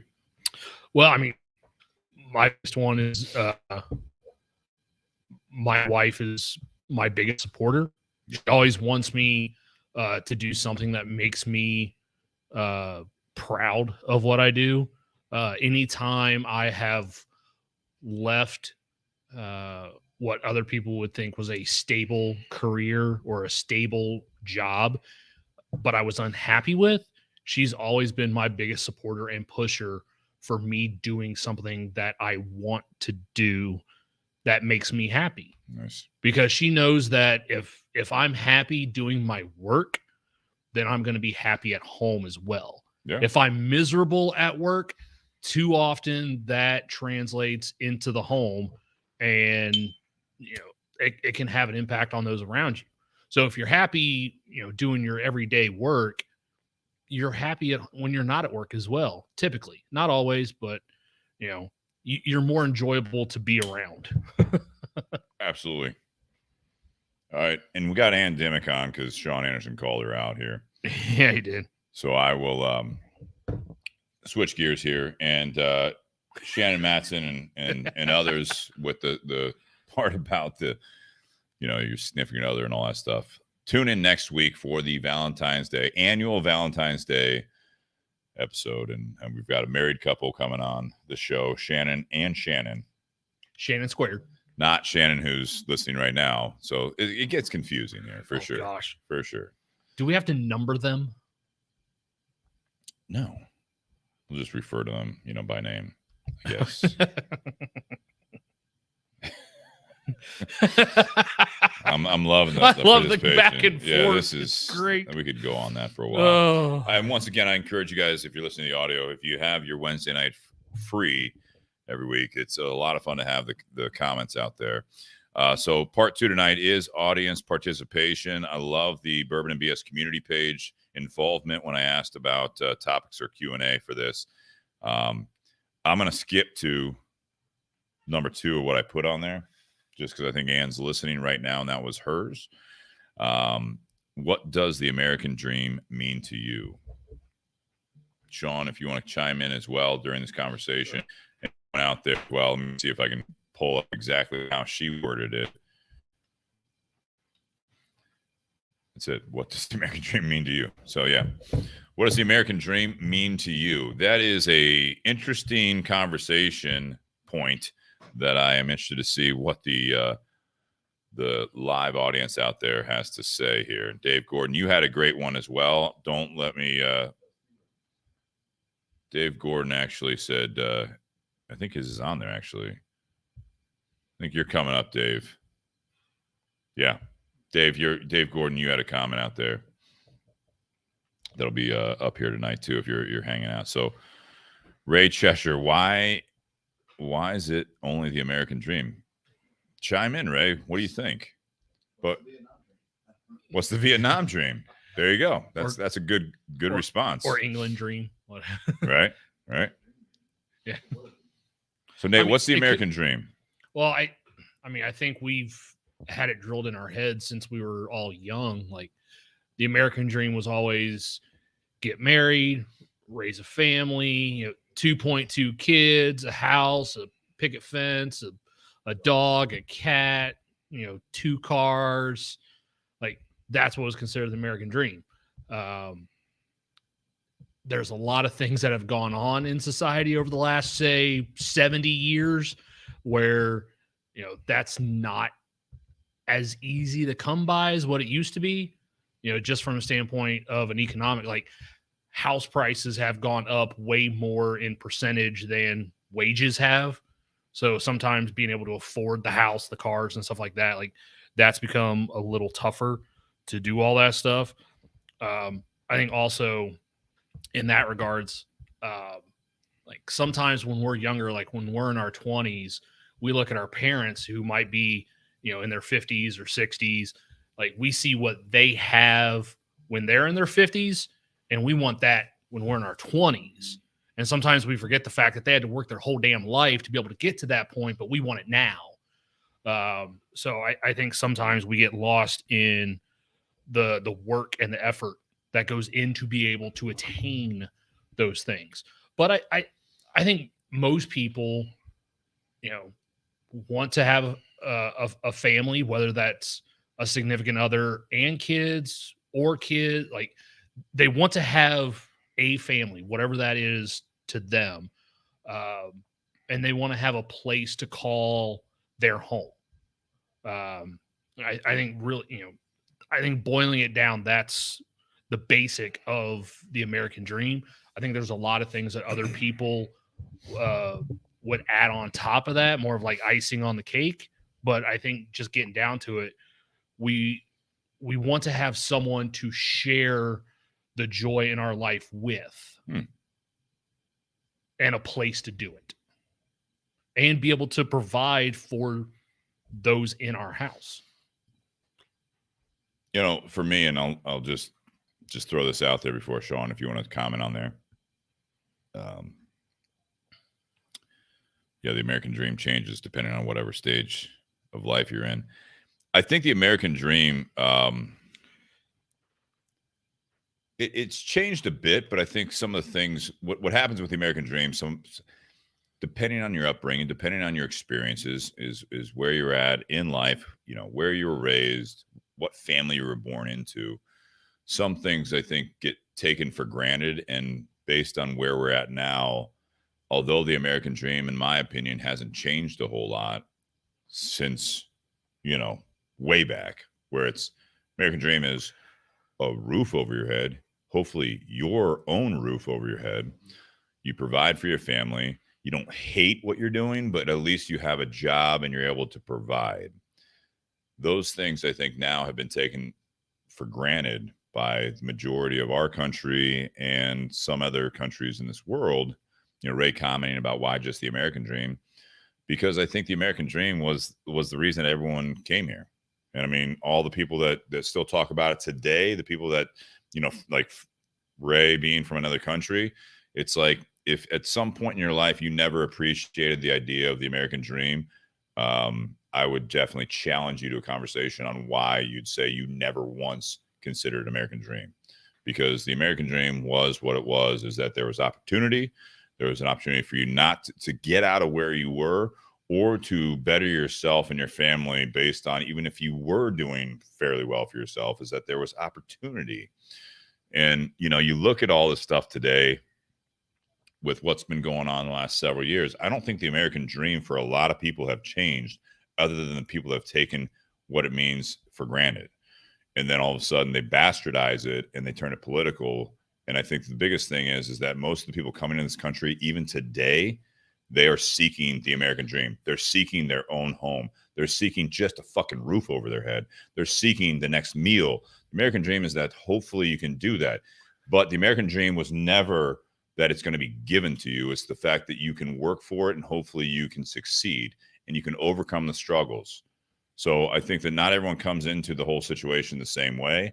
But I would say that the American dream for me was the fact that it's like, I want to at least survive. I want to be able to do this, and not, I'm going to pull up here a little bit, but this day and age, luckily we have our own podcast and we have our own audience, and you guys can say all what you want about this, or you can tune out of it. But as a white male today saying that shit, if I was famous, I would be absolutely roasted and almost canceled for saying that shit. Because even as diplomatic as I try to say it and say that, yes, I acknowledge the fact that not everyone comes from the same place, but there's a lot of opportunity that is better than most of the world still in America. And yet we still, I think, in a sense, again, bastardize the American dream and say that it's bullshit in a lot of ways. Not me, but a lot of the country, and especially coming from someone as a white male in my 40s. that lives in a suburb that, you know, again, my life has been great. I'm not living in a high rise and I'm not, you know, a millionaire. It's not like that. You know what I mean? So yes, I think that American dream hasn't changed a whole lot. Sean. I think. Now start. Sorry, I think you get out of what you put into it. So you could, even the people that are millionaires and have all the shit they ever wanted, they still struggle. They still have their issues. They still have depression. There's no matter what you are in life, whether you're successful or you're middle class or whatever, it's how you perceive life. Yeah. It's how you perceive how you live. I think, going through situations in your life that gives you a scare or that grounds you or brings you back to earth and makes you appreciate what you have, the simple things.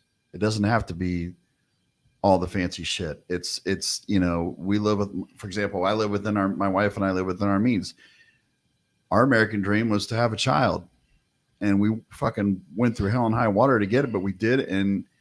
And now we create memories for our kid, and we do a lot. I mean, it just depends on how you look at life in general, I think. And we could go for hours talking about this. I mean, we could, and I don't want to cut it short. And No. I think that, I'm trying to keep up. As I was talking, I looked down, and there's just like comments, yeah, fucking flurry, which are all great. right. The one I looked down on, and I'm not trying to but Ann says, honestly, Ohio is a great place to make a life. Ray again says, do you really believe that there are still great opportunities in America? And I will comment on this. Yes, first of all, yes, absolutely. Are you kidding me? But Sean, you and Teresa, the fact that you adopted Molly Mm-hmm. from China, Mm-hmm. would you not say that's a great opportunity for someone outside the country? So Sure. you had she has the opportunity. They have the opportunity. Excuse me. They have the opportunity to be here and have a loving family. That is something that Molly's a teenager.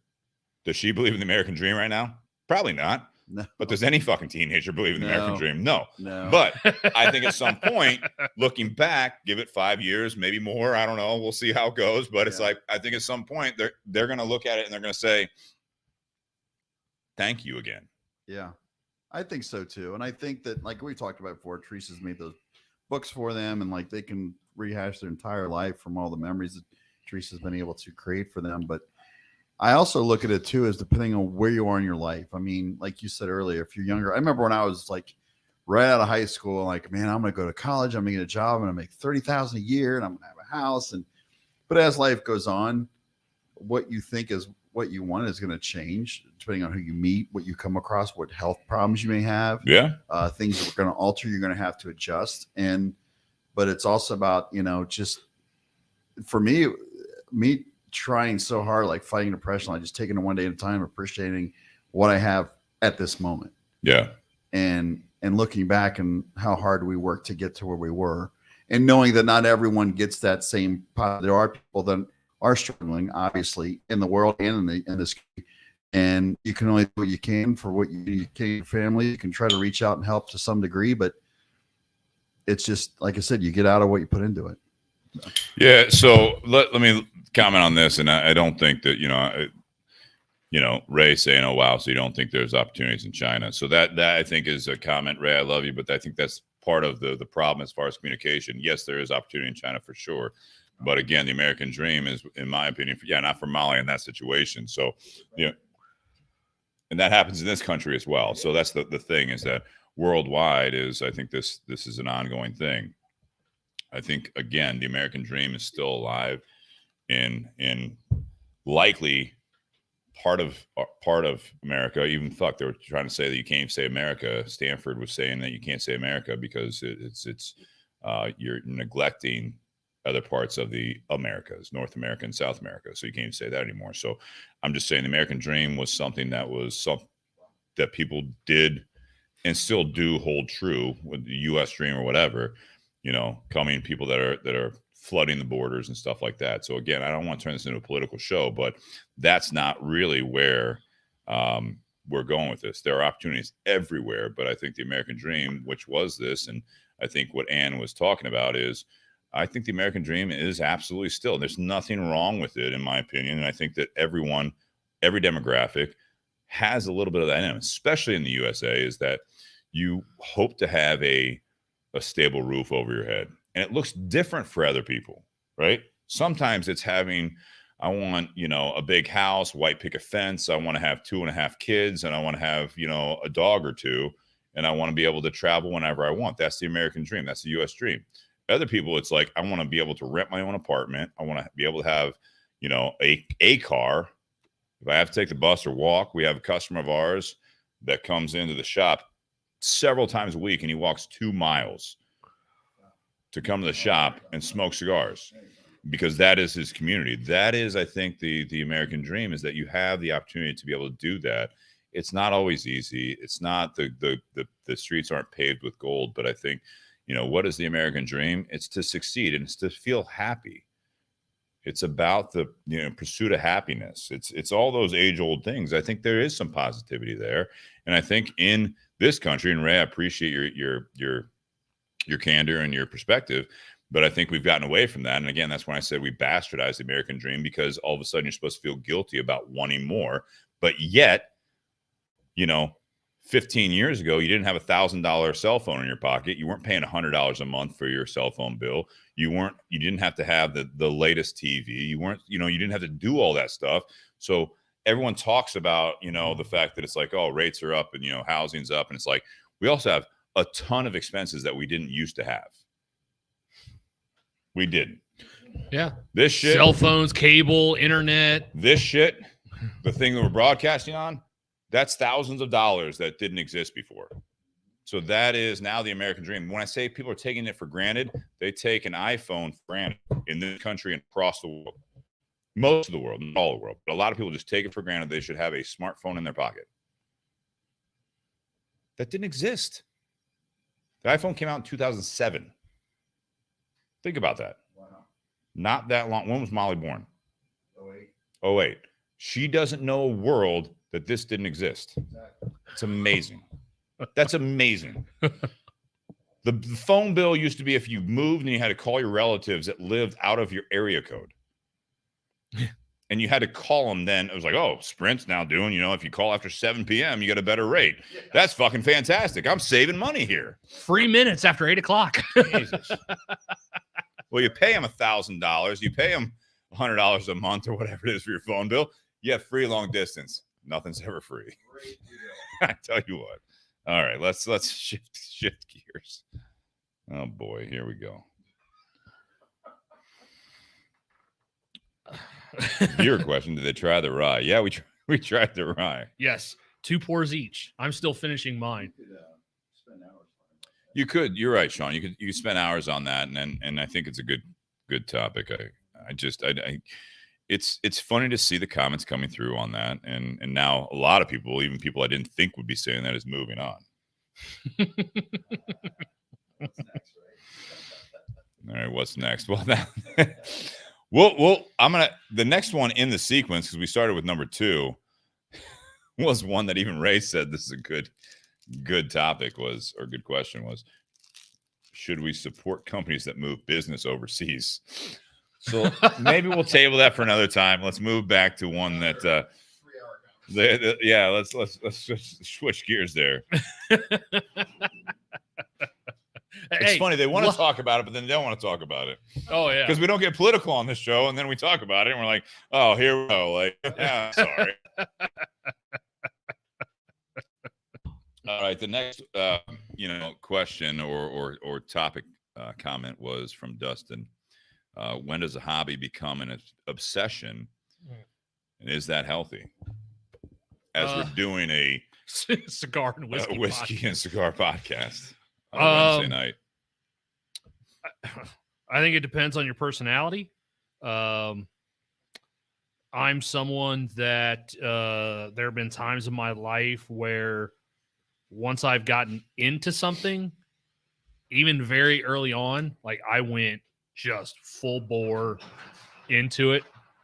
Like prior to Steve and Jake starting the podcast, like like I drank bourbon. I didn't really have, but a few bottles on hand at the house, or I would just, go out, buy a bottle.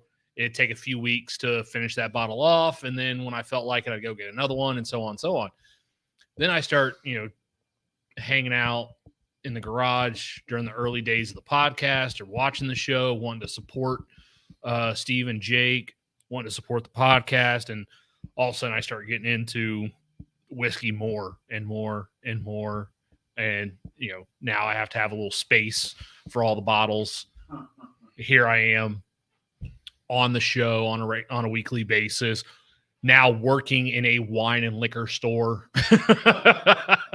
For the record, I'm watching the comments. They all wanted to move on. Guess who hasn't moved on? The comments. Love, yeah. Who didn't see that coming? Yeah, because now all of a sudden, like I mentioned, that other one about if they move jobs overseas. Now it's all like, here we go. I'm like, well, no, we'll get to that.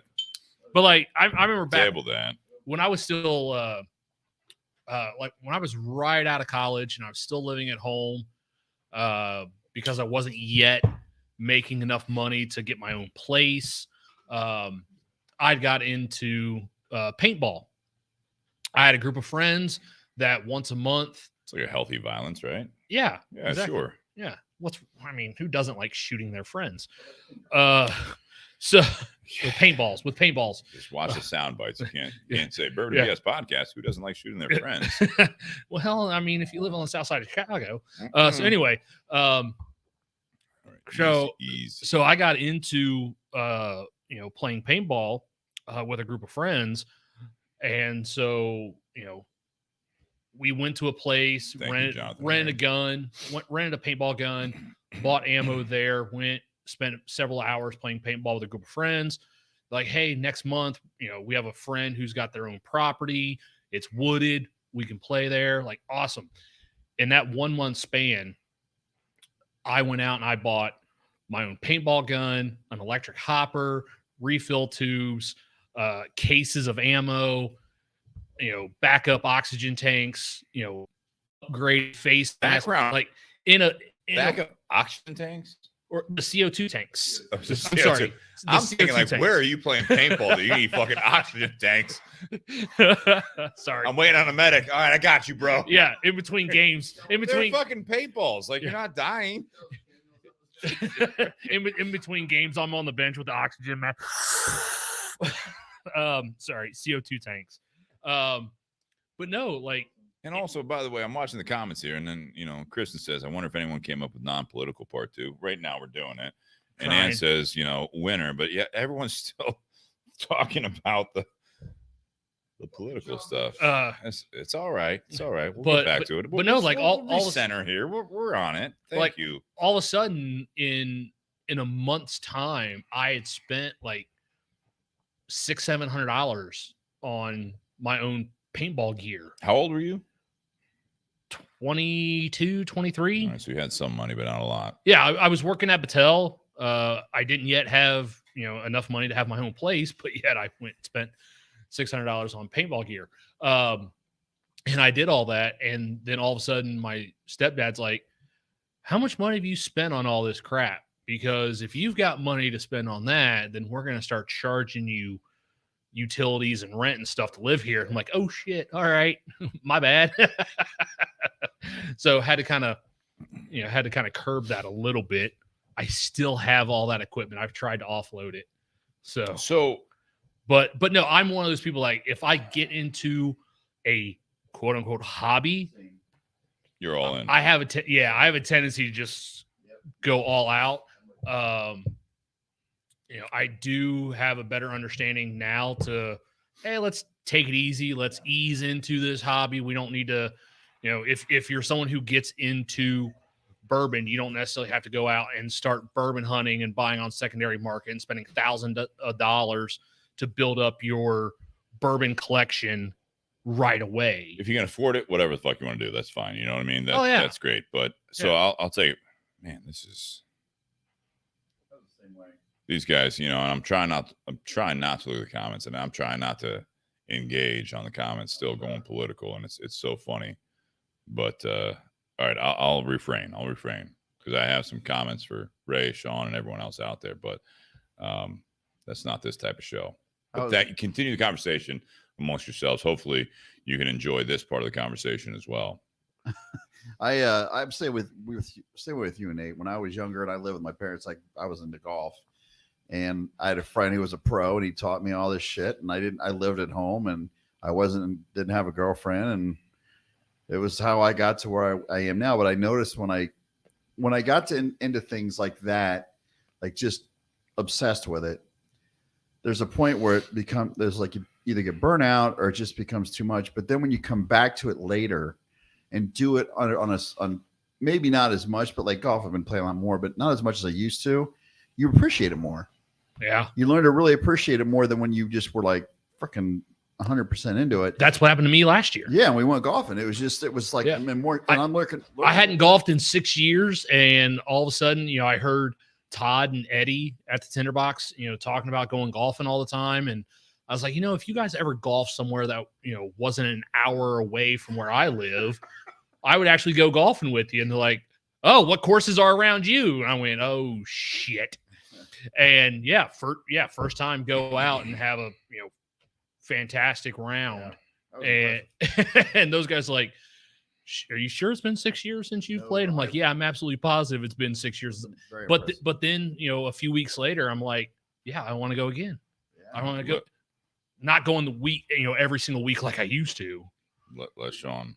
But no, it's fine. It's just all I'm saying is you just learn to appreciate things when you do something so much, and then you just take a step back, take some time from it, then go back. You have a different perspective on it. You look at things differently. When I was golfing, all I gave a shit about was my swing and where I scored. Now I go out and admire the nature. I admire the beauty. You don't care about your score. Not much anymore now. Yeah. If I shoot like shit, I shoot like shit. I don't Fair. go home and beat myself up. If I shoot like shit, I go right to a range and start trying to figure out my swing. Now I'm just like, I had a bad round. Fuck it. Next time, maybe I'll play better. Who cares? Yeah. Sean shooting like shit is like my regular round. He's either good or you suck. So, all right, I'll comment on this here. As you're growing up, we're talking about sports a lot of times. Me coming, I was fairly athletic, but I never committed to any particular sport growing up. And it's like you guys are talking. I know a lot of friends that they get burnt out, what I mean? Because again, if that's all you fucking do as you're growing up, it's like you're all baseball, you're all basketball, or all you did was sports. And you look at them now, it's like they may or may not have played at the collegiate level. They may or may not have played beyond that. And it's like there's some lessons you can learn. I think that's a matter of what the experience is. If it's just overly demanding, there's a chip on your shoulder at that point. You know what I mean? Because people don't know how to always adjust from, if that's all their life is during their formidable years, that's, I think, unhealthy to Dustin's comment, especially at that point. I also look at it from a different perspective. It's like growing up, I was better at baseball than I was basketball, but I was also, born in 1980, and I wanted to be better at basketball. Because I was a Cubs fan, I was a Bulls fan. I mentioned this on the show before, is that, the Bulls got hot when I got in my early teenage years, and I wanted to be so much better at basketball. I could dribble really well. I could pass. I could shoot okay. I was also like, 5 foot something, average height, white kid. And it's like, I was never going to be Michael Jordan. I was never going to be someone that could play on the Bulls. The Cubs weren't all that great. I knew all the players, and I could throw the ball like hell. At 15 years old, I had a fastball that was in the mid 80s without even, I was playing rec ball. So rec ball was real easy at 14, 15 years old. I never applied myself. It never became the obsession. I never did that. Right. So, it was something that got to the point where I remember coming back from my college, my freshman year, and my dad said, you could be at a D3 or maybe D2 school if you would have applied yourself more. I tried it 1 year at the high school I was at, which was a big high school. My class had over 500 people, and all the the kid above me, That was my entire high school. his dad coached the baseball team, and all this stuff. The kids I played in Little League that I would pitch with, and we were like the best pitchers. There were 3 of those kids that played high school ball and pitched. You know what I mean? And it was one of those things. I'm not reliving my glory days, but it's like there is a part of me now that I still don't know what I would have done, because I didn't want to at that time start training and lifting and doing all that stuff in like December, January of my year to be better at it. So I was naturally talented, but I didn't put the work into it, where I think that is reflected in a positive way, just, to kind of talk about where this is, what's healthy or not. If it's all you do and you can't adjust when you don't make it, that's unhealthy. If you sacrifice so many other things, your relationships, your family, and all you do, your education, all that stuff in those formidable years. And I think this translates to later in life as well. You know what I mean? But now I look back, that's one of the reasons why I've stuck with like an exercise regimen. That's why I've stuck with jobs. I've stuck with that, is because I have decided that I want to not go full blow at all costs and sacrifice other aspects of my life, but I want to commit to something. And I think that's the big part of it, is that you guys really haven't maybe touched on, is that the hobby is a hobby. It becomes an obsession on that very fine line of the commitment level. Right. Where do you're prioritizing where that hobby lands. So it's like, do your finances still take priority? Do your relationships take priority? Does your health take priority? Whatever it might be. If it's at all costs, that's more of an obsession. So utilizing that word that Dustin used, obsession, typically not healthy. Right. But in some regards, temporary full-blown commitment and obsession, as long as you don't lose yourself, can actually, I think, transpire into a very, very healthy, successful thing. Because if you never commit fully to that because you want more balance, you won't have the level of success that maybe you're striving for. That's what I like. For my whole life, I played soccer as a kid. I played club, I played high school, I played a year in college, I played in men's leagues, co-ed, up until I was 30 and I lost my peripheral vision. David Eric and I talked many times in the tinderbox about, he's still coaching. And I envy him to some level, because I did get once I lost my peripheral, soccer for me was over from the brain tumor. But then I took a different avenue and I started coaching and learning all those years of playing. And it was one of those, it was a full-time commitment. It was like I was playing summer leagues, high school, indoor soccer, all year round, never stopped for 4 years straight. And I remember just playing so much and going to so many camps and doing all that. When I was able to coach, to me, it was more rewarding, because I was able to work with younger kids, to watch them grow and develop and teach them what I learned from all those years of playing. That was the most rewarding thing. And I think that's why Dave probably still does it. Because do you miss playing though?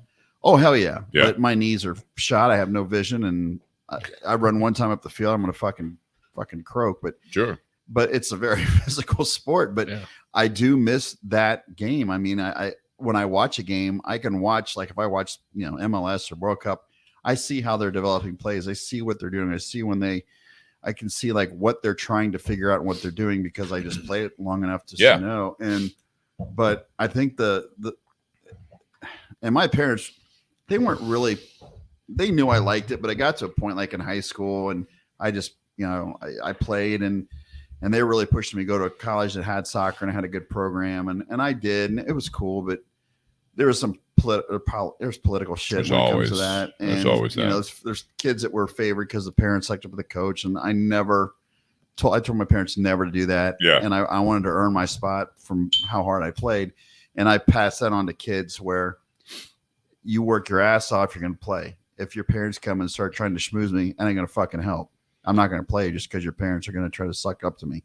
So that goes. Sorry. That rings to when I the 1 year I was a middle school basketball coach. Like I definitely had more fun in that brief period of time I was doing that than when I was playing, middle school, high school basketball. But to that point, like with the parents, I had a course that I took in college that I took for credits and was on sports management. And one of the things I learned that I implemented into that when I was a coach, if you are and I told this to all the parents, if you're the parent of a player and you want to talk to me, I will only talk to you about your kid. You can't sit there and say, how come this kid's getting this much playing time or how much, what. I will only talk to you about your kid. You want to know why your kid's not getting as much playing time? I will tell you why. Here's what you need to work on. I will help them as best as I can without ignoring the rest of the team. But I will only talk to you about your kid. Once you bring up some other kid that's on the team, we're done talking about it. Like, that's it. And we'll do it in person. We're not doing it over phone. We're not doing it over text message or email. It will be an in-person conversation because people are a lot more brave talking over text message than they are in person. So I'll introduce this part of this real quick.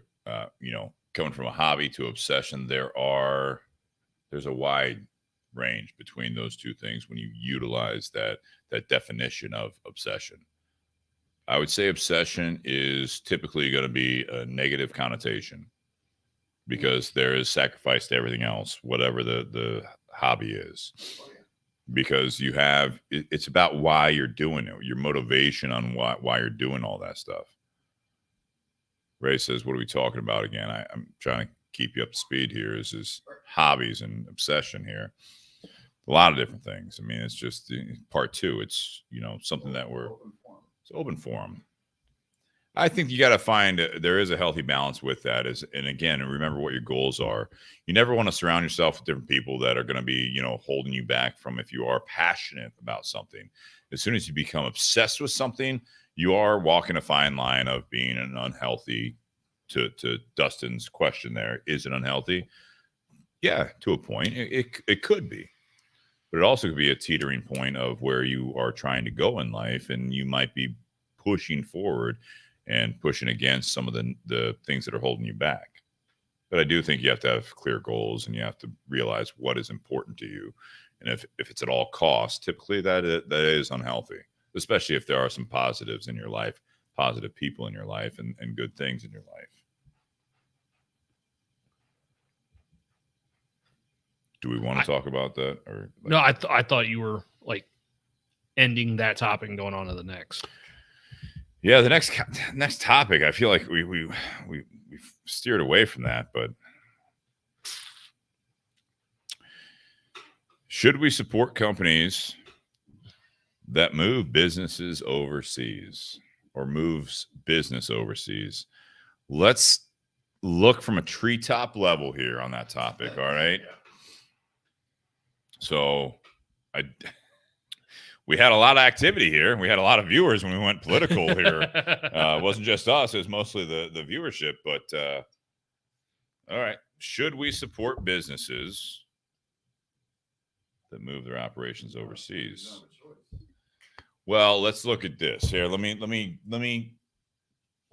scale that down a little bit. Should we support businesses that do, from even a small business, that they run their businesses a way that you don't necessarily feel comfortable or agree with? I think if there's an alternative that you'd rather support, that's fine. Go with that. Sean Anderson kind of beat me to it in the comment section. Sure, as long as they don't use sweatshops. Like if let's face it, because the way things are here in the US, other company or other countries are cheaper to operate in than in the US. So from a business standpoint, that's why a lot of companies do business overseas, is just because it's cheaper. The labor is cheaper. Parts may be cheaper because they may not have to ship it as often or as far distance. But I think it comes down to each individual. Like, what are you willing to pay for a product or what are you willing to ignore about that company's practices? How big of an issue is that to you? Like, we all know Apple uses sweatshops. We know that.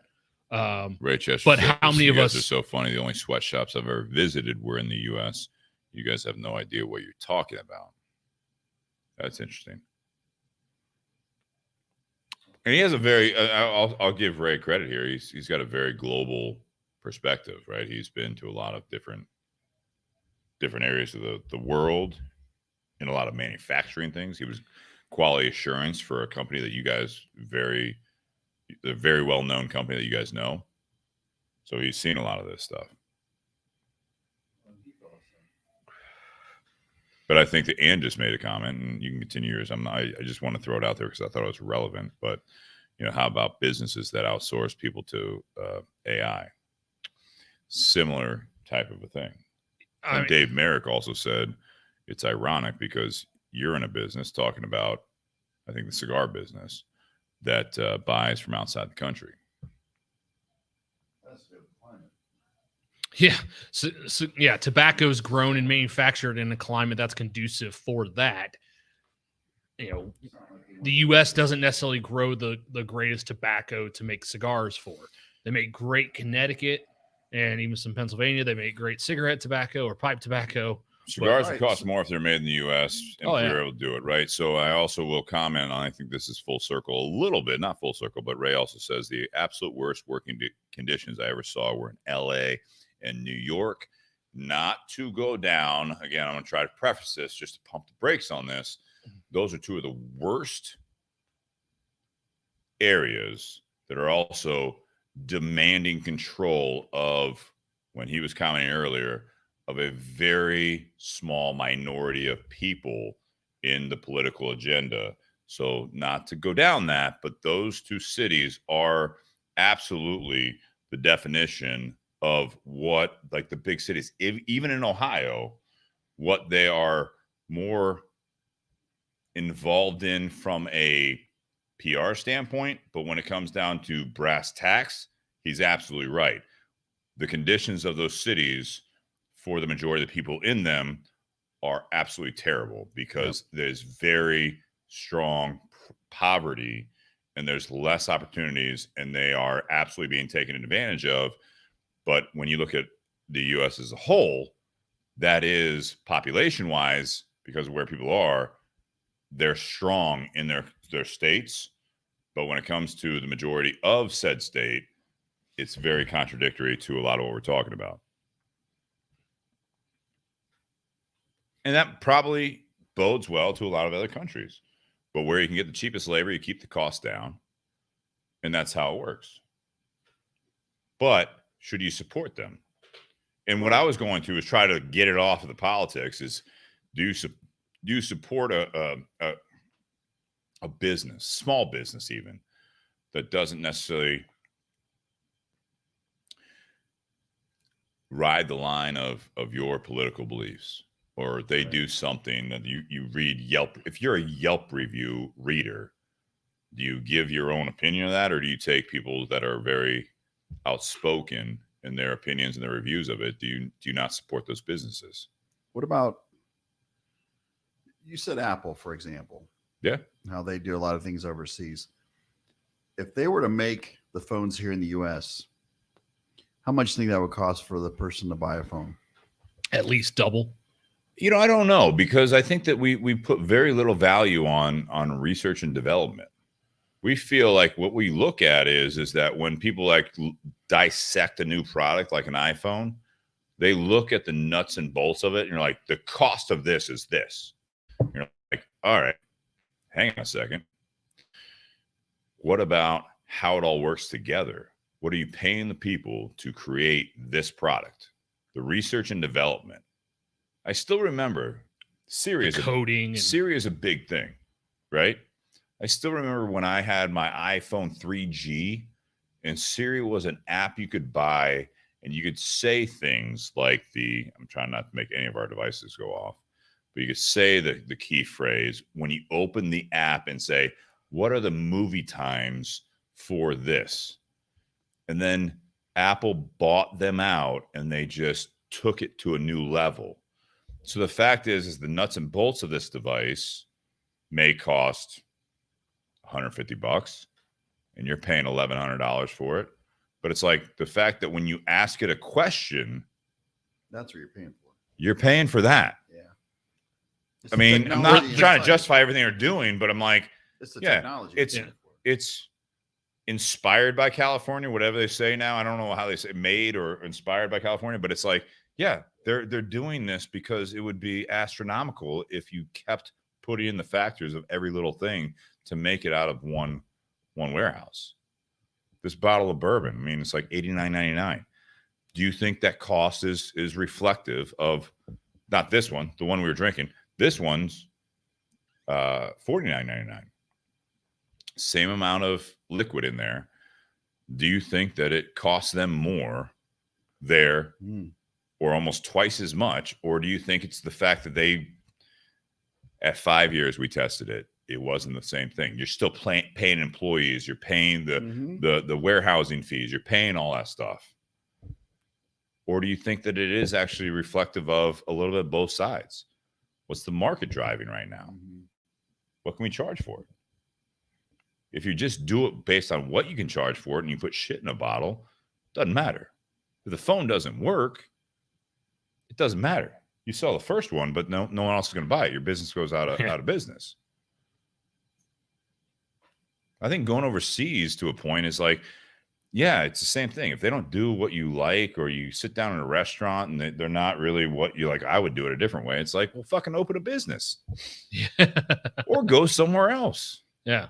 Buy something else. But I think, go ahead. No, I just say, when they're a big thing with the Air Jordans too, like Nike and their whole sweatshops there, or is that, I remember there being a big thing about that too, but it's a side topic. No, I think you're right. I mean, who knows? And again, Ray, being a loyal listener, it's one of those things, Ray says, on your electronics, the actual labor cost is minimal. So that's not why those companies are manufacturing there. So again, this is something that this is absolute, opinion, right? So again, we're not experts. I think he brings up exactly tax breaks, kickbacks, etc. It's funny. God, I'm really trying to pump the brakes on politics. This is a difficult one. This is a difficult one. We've done 256 episodes. We steer cleared of politics, and I think this is probably the most politic heavy part 2 that we've had in a long time. And you get comments that you see, from friends of ours and loyal listeners that they say, well, why are we talking about this? And then they keep talking about it. That's where we're at in this world today. Like, this is insane. Why are we talking about this? But here, I got one more comment, which I appreciate. It's a good topic. It's like you said, it's just, again, it's another one you could spend hours. I appreciate, again, from my limited perspective, I appreciate the global economy. We are there. The fact that, again, we have a loyal listener, friend of ours that is listening across the world to this podcast. I say free platform because he's on Facebook. We all pay for everything in one way or another. Facebook is not free. It is from your bank account, but you're listening on your device that you paid for. That was probably subsidized by whatever carrier you bought that device on, right?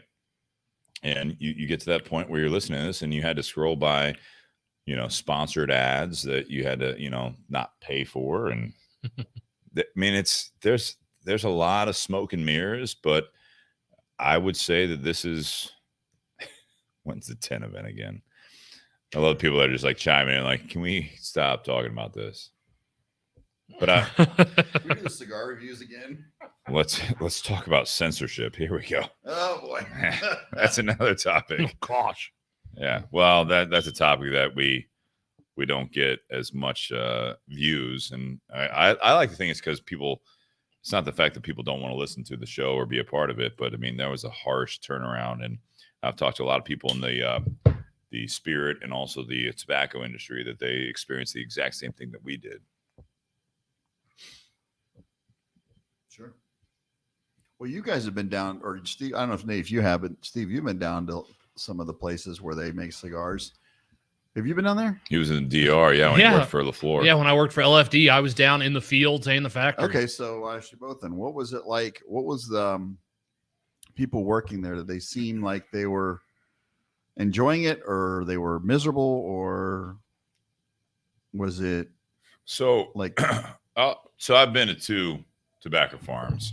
One was in the U.S. I know one Cuba's different. One was in Cuba. Yeah, that's it's. I think it's what you're used to and what you make of the situation, right? So I mean, from my experiences, is that we all complain about, especially in the U.S., Ray, in the U.S. with what's going on, is that you can't find help. Mm-hmm. You know, you have kids, you have 20s, 30s, and all that stuff, and they think they should make more.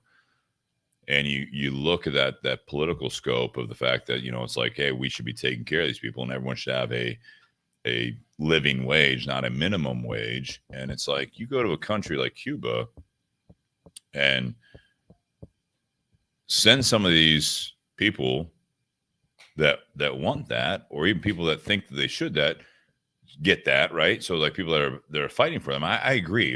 It would be absolute utopia if everyone had whatever they wanted. Unfortunately, that's not always the case, right?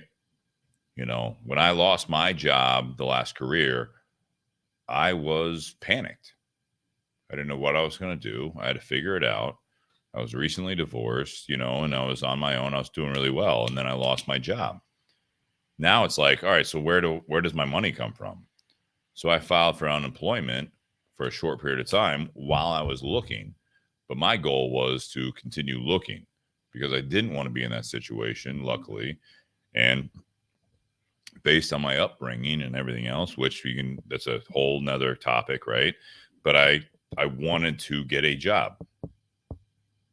In Cuba and in the DR and a lot of third world countries, it's not uncommon to share your home with multiple people. You're seeing that here in the U.S., in the Midwest, even like with different, our neighborhood and not too far from here is that you see 3 families living in a house, like the house I live in, 1,200 square feet, first floor ranch, right? 3 bedrooms, has a basement. When I was in the moving industry, I was in houses similar to this, that there were about 12, 16 people living in this house. Jesus Christ. And there were beds down in the basement. You would have seen 4 makeshift bedrooms with, you know, double beds, and that's where they were living. Like, but they were here for the American dream. Previous topic. I was going to, I had a quick question about that. Is that all right? Or should we? Sure, I don't care. The whole American dream thing, I was thinking about when you said the kids, this day and age, the kids that are like teenagers going to college. I'm willing to bet their American dream is probably a little different than how we perceive things, just because the way, like you said, they're brought up on. A lot of kids want things handed to them. It seems like they're not all, but it seems like that. It's just everything is so easily and readily available to get through their phones and electronics. That's all they know. Sean, you show me a generation, your parents included, right? Yeah. That they don't think that their kids don't know shit about shit and that they don't appreciate anything they have. That's a good point. I mean, this goes back way back. Yeah, that's a good point. I don't want to do my chores. You're going to have to do them when you're older. Nah. I don't want to do them now. I guess I just you go back to, like, you know, in this country, you know, the farms, you know, like raising, you didn't have a washing machine. You know, there's kids that don't want to do laundry. Plumbing. And it's like, you're not going down to the fucking river and rubbing it down and you know, with lye and with other things just to clean your clothes. All I'm asking you to do is throw the dirty ones in this machine, put this detergent in it, click this button, and a little bit later, move it from this machine to the other one, and throw a dryer sheet in there and click it over to here. I don't want to do laundry. It's just I mean, I think it's a responsibility on the previous generations. Yeah. Good point. It's translated the American dream. And, one thing that, Ray, and I didn't put it on the thing, was that he was talking about, and I know we're jumping around, and Ray himself even said, I don't like it when we jump around. Sorry, Ray. It's my bad. It's fine. But he did actually said, have we reached the pinnacle of children bettering their parents' achievements? Is this new generation the first to underperform their parents? No. Simple answer, no. When you take a big enough population into effect in this type of a question, that's not the case at all. I think it's always been the case that the previous generation will influence the next generation, and it's a matter about how you raise them, how you teach them where you're at. Yeah. I'm not saying there's a right way or wrong way to do it, but it's like one of those things that even growing up in the suburbs, my parents didn't buy me a car, didn't buy my brother a car, they provided, if I needed a car, hopefully we could schedule it where I could take one of their cars. And but my brother has bought his daughter a car. And I think if you have the means, there's nothing wrong with that. But as long as you translate what goes into that so that they understand it the best they can. I'm not saying tough love is the best love, but I'm saying during all of this stuff of translating what the American dream is, or even like business and who you support and all that, you give them reasons. Yeah, that's a good point. Talking in ultimatums or talking in definites is very, very short-serving, in my opinion. I only buy American.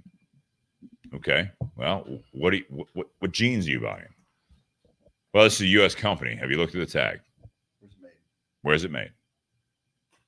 So you got. I think there's that communication standpoint where you have to really do that. Yep. You look at like what we're drinking tonight, like the Watershed stuff. It's like, if you truly want to go back to that, if you live in Ohio, stop buying from Kentucky.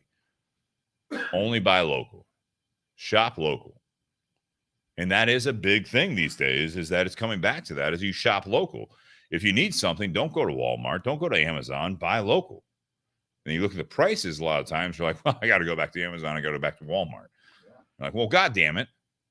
Well, what's the day after Black Friday called? Small Business Saturday. Yeah. Like, a lot of people spend Friday, Black Friday, going out to the giant department stores. And then Saturday, the reason they call it Small Business Saturday is like, hey, spend this day, like, appreciate and show support to the small businesses that are in your local community that help provide for your local community. Yeah. Sean, to get to back to your question, you asked Steve and I about the cigar farms. When I was in the DR, so LFD is based in Santiago, which, when you look at the island of Hispaniola, the eastern 2/3 is Dominican Republic. The western third is Haiti. Yeah. Santiago is kind of in the middle. Okay. All right. But it's pretty close to Haiti. Pretty much everyone that worked in the field was from Haiti, because working in a tobacco field, picking tobacco leaves, because they don't really grow tobacco in Haiti, doing that was a better opportunity than those people had in Haiti. So they came over to Dominican Republic working in tobacco fields because that's what provided for their family. That was an opportunity that they didn't have in their home country. The people that were working in the warehouse and actually making the cigars were primarily Dominican. And then you had the quality control ladies, because right before I came on board with LFD, they'd had an issue with quality control because the people doing the quality control had been rollers and had been promoted to quality control, but they were friends still with the rollers. So they were passing cigars that would not have been acceptable by the company standards. So you had a lot of bad rolls, plugs, cigars falling apart, and it kind of hurt the reputation of the brand. Leto made the decision because he valued, like, he cared about the perception and reputation of his company. It's his company. He started it from nothing. Like in the mid 90s, he went out and bought 125 acres of land to start growing tobacco with his own money. He had been a jeweler and then got into the cigar industry. So he cared very much about the reputation of his company. So he fired all the quality control people and hired some ladies who had never worked in the cigar industry before, who didn't even live in Santiago. The manager of the factory would have to drive an hour away every morning to pick them up from home, drive them to the factory, and then at the end of the day, drive them home again, because he didn't want there to be any type of relationship whatsoever. There was a hands-off policy with the quality control ladies. The rollers were not to interact with them. Those ladies just went around the tables, picked up the cigars, put them in the appropriate baskets, and then they had their own little office that they weighed every single cigar. So that way there were, try to limit the quality control issues there. And he did that to, protect his brand. Sure. So, but the people that were in the fields picking it, like I said, they were from Haiti. If we were to go down there and pick tobacco, we would think that this was absolutely horrible. This is below us. Like, I'm better than this. But the people that were actually doing the job, that was better than anything else they had the opportunity to do. And it was their dream. It was the Dominican dream. It was the Haitian dream. Who said that? Was to be able to do something like that. Because when you look at some of these bigger companies, like, say, Perdomo, Fuente, Merrick said that. Call that the Padron. Dominican dream. Yeah, whatever you want to call it.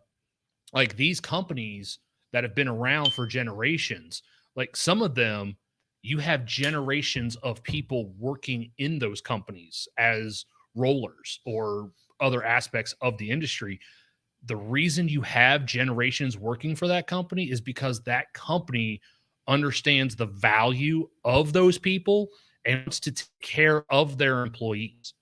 So some of those companies, like, obviously being a roller, if you have kids at home, like, okay, who's going to take care of the kids while you're in the factory? So they opened up daycares. Oh, that's awesome. They opened up schools. They opened up hospitals within their territory. So that way, everything that those people needed was there on site. So that way, those people wanted to be there. And obviously, that comes with an expense. So some people here in America, we sit there and we see a cigar on the shelf for 15, 20, 25 bucks, whatever it is. We're like, man, that's really expensive for a cigar. Well, one, do you know the labor that goes into it? Do you also understand how much these companies are providing for the people that actually work there? We have different standards here because of what we've gone through and, the short time our country's been around. But for some of these countries, like, that's a luxury to find an employer that has a daycare, that has a school that, hey, I got an 8-year-old. I got to take them to school. I can't take them to school and get to work on time. Now I get to just go to work and they walk to school right there. It's on site next door. So I'll play the game that a lot of people can play right now. I think it's incredible as well, based on the circumstances. You do that in this country, U.S., you're controlling people. You're keeping them down. You're keeping them so that you can get your product done. You've provided all this stuff so they can't get to your level. You can spin this any way you want. But yeah, I think the opportunity is that when you're talking about some of those, if you're a cigar roller in some of these third world countries, that's a coveted position. You're good at what you do. Mm-hmm. And if you expose those wages to people in this country or elsewhere in the world, they would be sick. Money goes a lot further when you're in different countries. And yes, as a factory worker, just like in Sean in the garage here, I feel like I love that you're all still listening to this, but it's like I'm talking to Sean here. Amazon when he left his previous career, that's now his current career, but he stepped back. You were a factory worker in the U.S. You made, of course, on just sheer dollars per hour, crushed any of the people that you're talking about. Just crushed. You're talking probably 500, 600, 1,000% more than they make a year.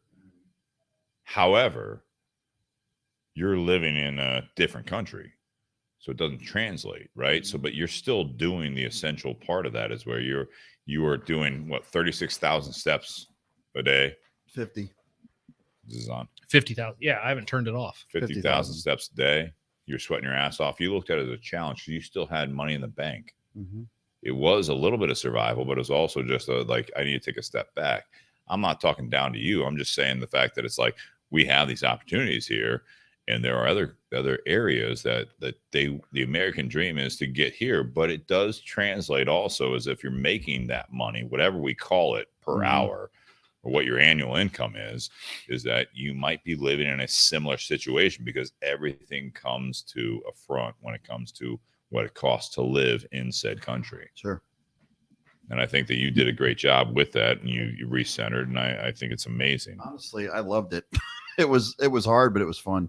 It was compared to what the stresses weren't there. And if I could make what I'm making now, I'd be back there right now. I mean, one of the other, but you don't bring that, like, sadly, you don't bring the value. Right. But you put in the hours, and that's the harsh reality of everything is that you put in the same hours as someone, but where you're at in that position is you don't bring the value. It doesn't translate that they pay you more or that you're, man, this is.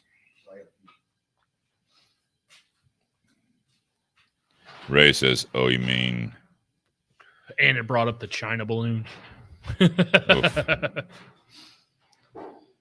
She's a firecracker. I love it. She's a redhead. And what are you drinking tonight? Amazon makes lives easier or kills small business, or both. Yes. Yeah. Don't get in the cigar business or the whiskey business. We'll be all right. This community will be all right. And look, I know Steve and I are both looking forward to that tasting scheduled next month. That's right. Yeah, we'll get into that here as we get closer. No, I love the community involvement. I love the fact that we've had some good comments. We had some new listeners tonight because of that, and I appreciate that. I invite you guys to encourage people to join the Bourbon and BS community page and watch the show. It is different. It's not for everyone. I agree with that. Then she brings up the bourbon specific thing, the rate on Justin's bourbon. We could do a bourbon heavy podcast on that if we want to, but not at this point. Oh, she's not drinking. That might be more dangerous, actually, when she's listening to the podcast, because she's got her wits about her, and she's doing the old, like, what I like to do in a conversation. You spin the merry-go-round and just let it go. You know what I mean? Like, I'm gonna go ahead and just push this, and you guys just go, and I'm gonna stand back and see if anyone falls off. I'm just gonna poke it and step away. All right, we're deep into it. We're getting in part 2 here. I don't know. Closing remarks is usually how we end this, but I mean, what do you guys want to talk about? Closing remarks. Well, so obviously doing, we're coming up on almost 5 years, right? Based on number of episodes, next week would be 258. So 260. So 3 weeks would be full 5 years. All right. So we got Shannon and Shannon next week for the day after Valentine's Day special. It'll be 258. I'm working on getting Rick Rodriguez remotely because I'm going heavy on the Smoking 10 event. So I'm working on Rick Rodriguez. I'm working on Christian being remotely. Rick will be remotely. We're going to go cigar heavy for a little bit. Yeah, we got a 10 event coming up. Yeah. So we're going to do that. I'm going to try to get Eric Espinosa. I'm going to try to get David Blanco on here. But I still think that part 2 is the thing where it's like, whether you're a whiskey enthusiast, whether you're a cigar enthusiast, or you just, as we saw tonight, people that are waiting for part 2, I encourage all you guys to be out there and also keep telling us what you want to talk about in part 2. Well, and that's what I was getting at. So we've done almost 5 years of topics. Sure. There have been a few repeats. We do some seasonal ones and stuff like that, or holiday ones every year. But yes, having an engaging conversation week after week on something different is difficult to do.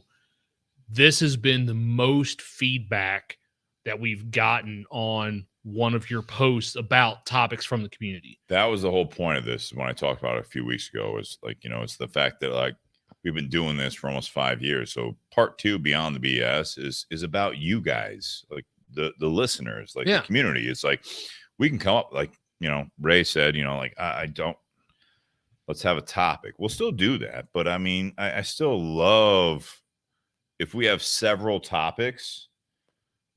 What is the American dream? That could have been the topic, the hobby versus a obsession could have been a topic. I'm looking to you guys, and I enjoyed this. Yeah. Well, I mean, some of those topics. I enjoy trying to pull back from the political side. This podcast would be something totally different in 6 months from now if we keep going down that rabbit hole. But like, when we were talking about the American dream, like we could, depending on if we had a guest sit in middle chair that had actually gone through that, like then that would have been a case where we could have absolutely developed or devoted 2 hours of part 2 to that topic. Like my new boss at Carfagna's, he was born and raised in India, came to the U.S., had his own business, was kind of forced out of that, but he still made a life for himself. And, he's very well known locally for the work that he's done. And he, people that used to come to him when he had his own business still come to the store now where he works because of that reputation.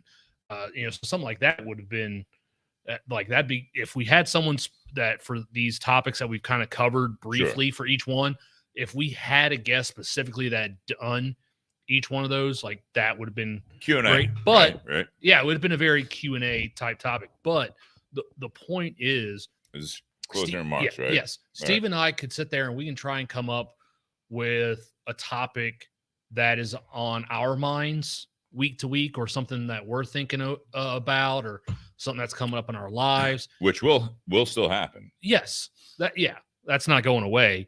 But see, Ann knows my boss. She wants him on.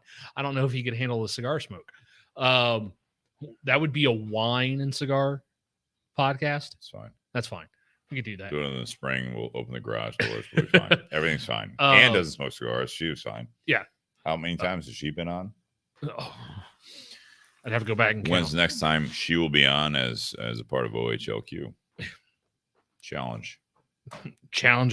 Throw down. Finish closing. Sorry. But no. Round it out here. We try and come up with things, and a lot of times when we come up with a topic, or when Steve comes up with a topic, it is something that is on our minds. Something that we're thinking about, something we are going through. The reason we reach out to the community is there are things that you guys could be going through, things that are weighing on your minds that we may not necessarily be talking about.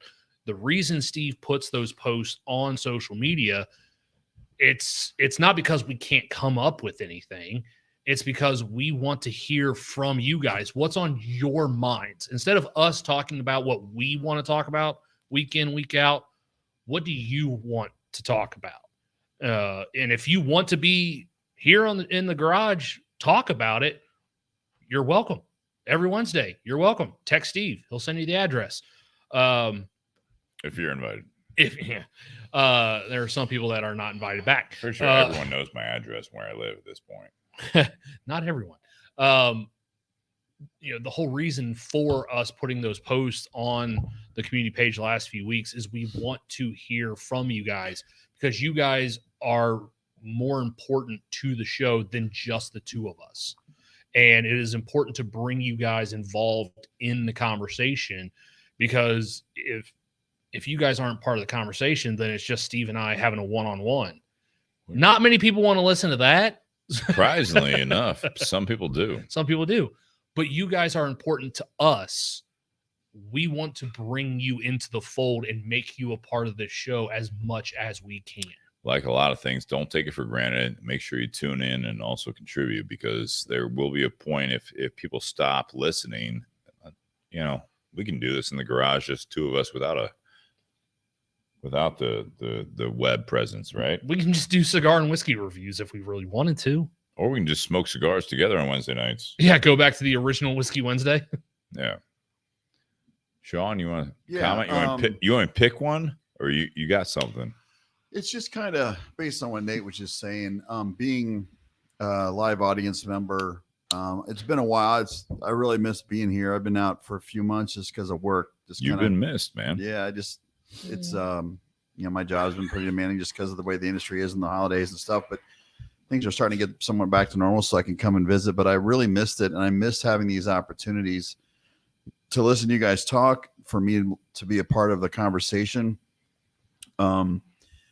I love being able, and just being a live audience member. And what Nate just said, if you live in the area, come by. I enjoy hanging out with, Shannon was here earlier, and whoever shows up, it's just a good way to get to know people. We've had 12 people in the studio audience before. Yeah. And it's been great. But I've really missed this. It's nice to get back and to be able to be outside of being in my home working all the time and having conversations with people and having good, deep conversations, allowing you to say what you want to say, whether it's here, whether it's online.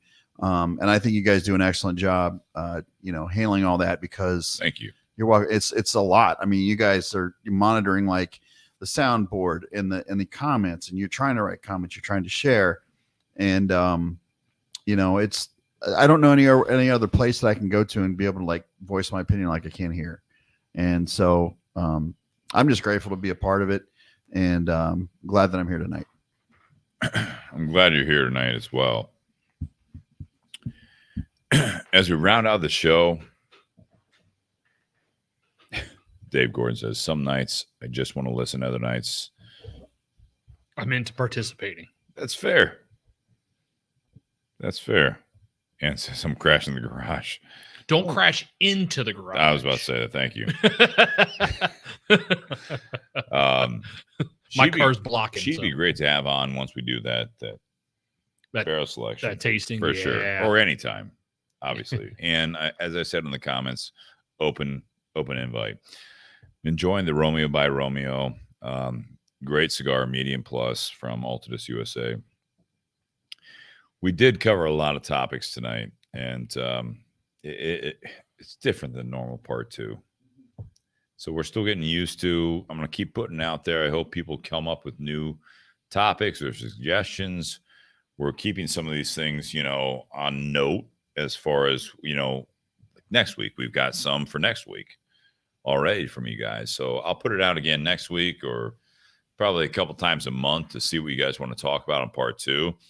We'll continue to strive to get guests and bottles and cigars and all that stuff. It's not always easy. And if you guys know someone local, or if you know a distiller, a cigar person that you think that we should talk to, if they're able to come here or they want to be remote, be happy to do it. I had 2 people today actually say that they're starting podcasts and they want to talk about this. And I'm like, yeah, we're not picky.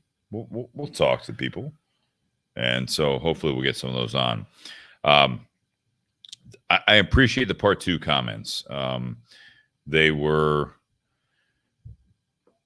was a little bit numerous. It was out of my comfort zone for the podcast, because I've really worked to keep this out of the political realm, especially in the last 2 or 3 years. It's been very difficult. I know I've slipped into it. And I saw people that were like, why are we talking about this? That continued to comment on those things when we moved on. I think some people are happy that you've gotten over talking about fitness so much. That could be. Also, yeah. Take your vitamin D. Yeah. Take care of yourselves.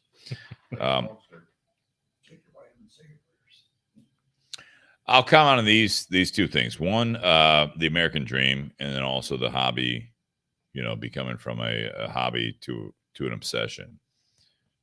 I think they actually really are intertwined.